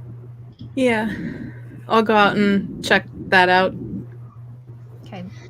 with my All right, limited now- medical knowledge from Yeah, right? yeah. Where is the doctor? I thought he went to get the doctor a minute ago. Yeah. All right, so Molly, you go out there and you recognize this miner now. You know, now that you have a lamp and you kind of see his face clearly. This is one of the miners. His name is Ralph. Again, Oh, he was Ralph. just, he was one of the more successful, wealthier ones. Again, he came here specifically because he made it big in one of the other boom towns, maybe 200 miles away, and was like, hey, on my way back down to spend my money, I might as well try to see if I can get anything else. Stopped here, managed to stay in the hotel. He says, Miss McGee, can you help me? My leg hurts really bad. I can't move. I feel like I got thrown out of a window. That's weird. I wonder why you would feel like that. Have you seen Duff at all? Like, Duff was going to get the doctor and come back here. I don't want to... And he kind of like lifts his hand. And he's like, I don't know. I haven't seen anybody. And as he kind of lifts his hand, you notice that he has a mark in the middle of his hand. I say, hold on 1 second. And I go back inside. And I say, so Ralph has the holy hands like the other people did. How? Who's Ralph? The miner. We're pretty concerned about that, right? Yeah. I don't know. It seems like the people who have been involved in all of the weirdness have that. Didn't Like Miss Barden and all of his people. Yeah. All right. Cool. Get my pistol. Click. I'll be back. Did Miss Connie Caroline tell us that was the way they identified those that were staying? Yeah. Yeah. Yeah. I'm gonna walk out back and I'm gonna put him out of his misery. I'm gonna watch him go, and I'm still gonna be like, who is Ralph? What is going on? Okay, Jameson, you shoot him. Yeah. You just go out. Okay. Ralph doesn't want to be killed. He's like, whoa, well, what are you doing there, Jameson? Oh, you already broke his leg. Now you're trying to kill him. Yeah. So, can you show me your hands? And he says, "You're gonna kill me? You're right gonna there. kill me in cold blood? Well, After you saved my life?" I didn't know you were part of some crazy cult that was trying to destroy the town, or I would have just left you to die. And he's like, what? So what are really, you I'm just finishing what I about? would have done had I had full information. He's like, I don't know what cult you're talking about. That thing on your hand. And he kind of looks and he says, "This, Yeah. this isn't like a cult mark." Miss Connie Caroline said that this would protect me from things like that, and he kind of like points toward the dining room. It's like, I guess not. But So you're in a cult. And he says, well, I guess it was supposed to protect me from things coming out of the sky. And he kind of like looks up. You were a thing coming out of the sky. Did it protect you? He says, I mean, that creature in the hotel didn't seem like it had wings. He said it would protect me from the winged things that would come out of the sky. Well, Sorry, things plural? Yes. well, I always kind of assumed there was more than one, unfortunately. It would have been too easy if there wasn't. You seem like a nice sort, Ralph, right? It does. Yeah. Uh-huh. Look, I've never done you wrong. I have never done anything to hurt you. I don't think you should be shooting me. I'm not shooting you because I want to. I'm shooting you because it's what we're going to call for the better good.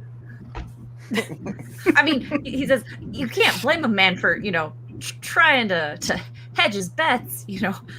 I saw what happened to Queasy Martin and they were telling stories about Luke's and they said that if I gave them some money, that they would just make sure that didn't happen to me. Yeah. That's how it always works. Give them some money, won't happen to you, but then it happens to you, and you're out the money because you got had. And he says, well, that isn't no reason to kill a man. I mean, he made a mistake, gave some money to the wrong people. Yeah, well, I don't think Jameson's the one he should be appealing to here. Maybe Jameson's taking you out of this world is no different than you deciding you were fair game to be saved, but Queasy Martin won. So some of them can be saved, some can't. So why should we save you? Look, it isn't my responsibility to dole out luck here on this here world. It's not my fault that I struck gold in the past, just at the last boomtown I was at. You sure Oh my did. gosh. Jameson, I'm so tired of hearing him talk. Yeah. All right. You just shoot him. Yeah, I guess. Okay. At this All right. point, Jameson's fully convinced that if you got the thing on your hand, you're part of the cult and you're part of the problem.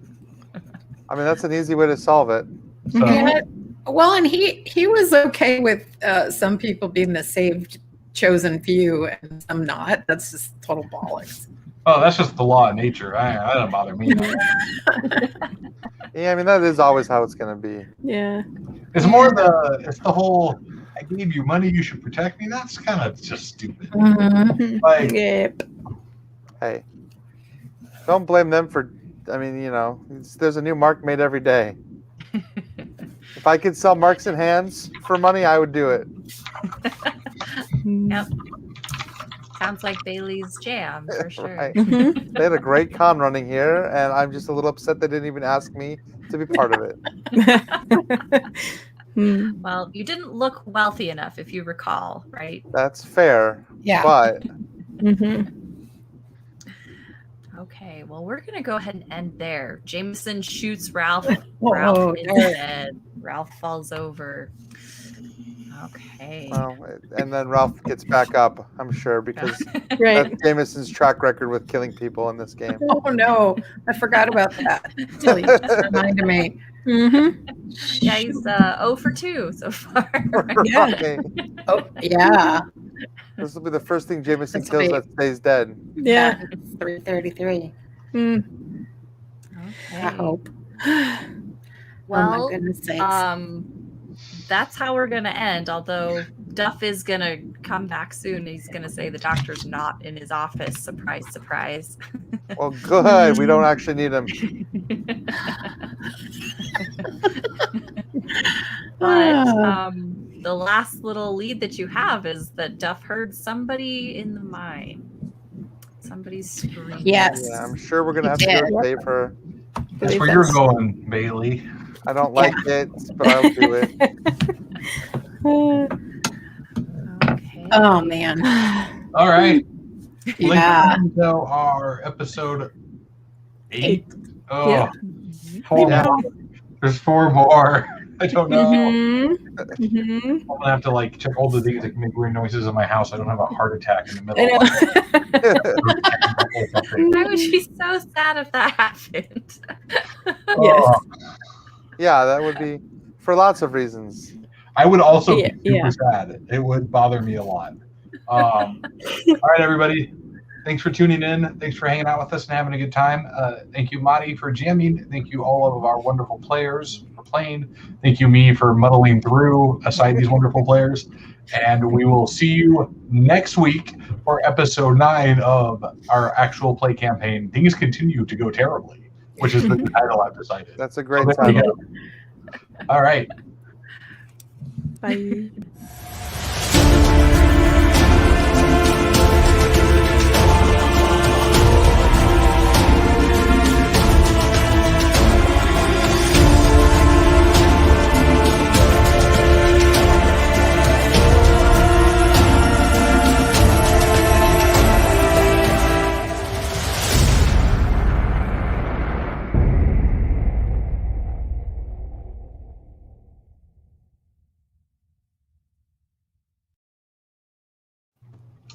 So cool. I love it. It's Yeah. so good. It's so fun. Marty, Mhm. you're just like it's just awesome. Yeah, you're still having fun. You're not getting grossed out or whatever. Oh no, Oh, that's I'm part of the getting fun. grossed out. I am getting Oh, grossed out. 100%. Muscular. as long as it's an entertaining feeling and not just Yes. like, Yeah. ugh. Yeah. I do want to say, and I don't know if this is, well, it's part of it is the system, and part of it is just Marty's GMing, but that was effectively a session-long combat with a little epilogue on the end. And like that is the thing I hate most in role playing games. Like when you're playing like Dungeons and Dragons or something, or any kind of tactical RPG, and you have a combat that lasts all session, and you feel like you've accomplished nothing. But that was like a super cinematic combat, and so even though like took the whole session, it felt really intense and it felt very like kinetic, and it was constantly moving forward. And part of that again is the system. It's not like I wait for my turn, I roll the D20, I roll a 4, okay, I wait till my next turn. Like you're always doing something, and you're always moving the combat forward. I thought too there was enough variation and activities and actions that were big taken, as well as story and emotional story beats that were happening. It was really good. It was a good fight. Yeah, you guys came up with some really creative things to do during that fight. That was fun. Off the dynamite with the dough. Yeah. I mean, if there's dynamite, I'm gonna throw it. I think my favorite image though from the game is probably Jameson tossing dude off the second story and then like gently plopping the pups down. Right. Yeah. Like here goes Aurora and Pockets and Mishka. Yeah. Those puppies. I was just hoping that the cement or the stone that you turned the creature to, it wasn't going to end up being like armor for it now, because Right. Yeah. Now I was it's like, oh no. stone and you can't shoot it anymore. Yeah. No. I thought about that. I thought it would kill that part of it, but you don't really know. I mean, it's a cosmic horror beastie, so who the heck knows? Yes, it is a beast of cosmic horror. Yeah. It was good. It's funny because I haven't played a lot of Cthulhu at all. Like, I don't know, maybe a one shot, but I'm just I love all your imagery, and like I'm just like pour it on. It's just awesome. Yeah. Yeah, it's super creepy. Yeah. On break, I went out and my roommates were out there, and I was like, they're cooking, so they weren't listening. And I'm like, you guys are missing out on just the worst imagery ever right now. I was like, you need to tune in and listen to this while you're doing this, because it's awful, amazing, like just awful, astoundingly, amazingly awful. Yes, so good. It's so good. I love it.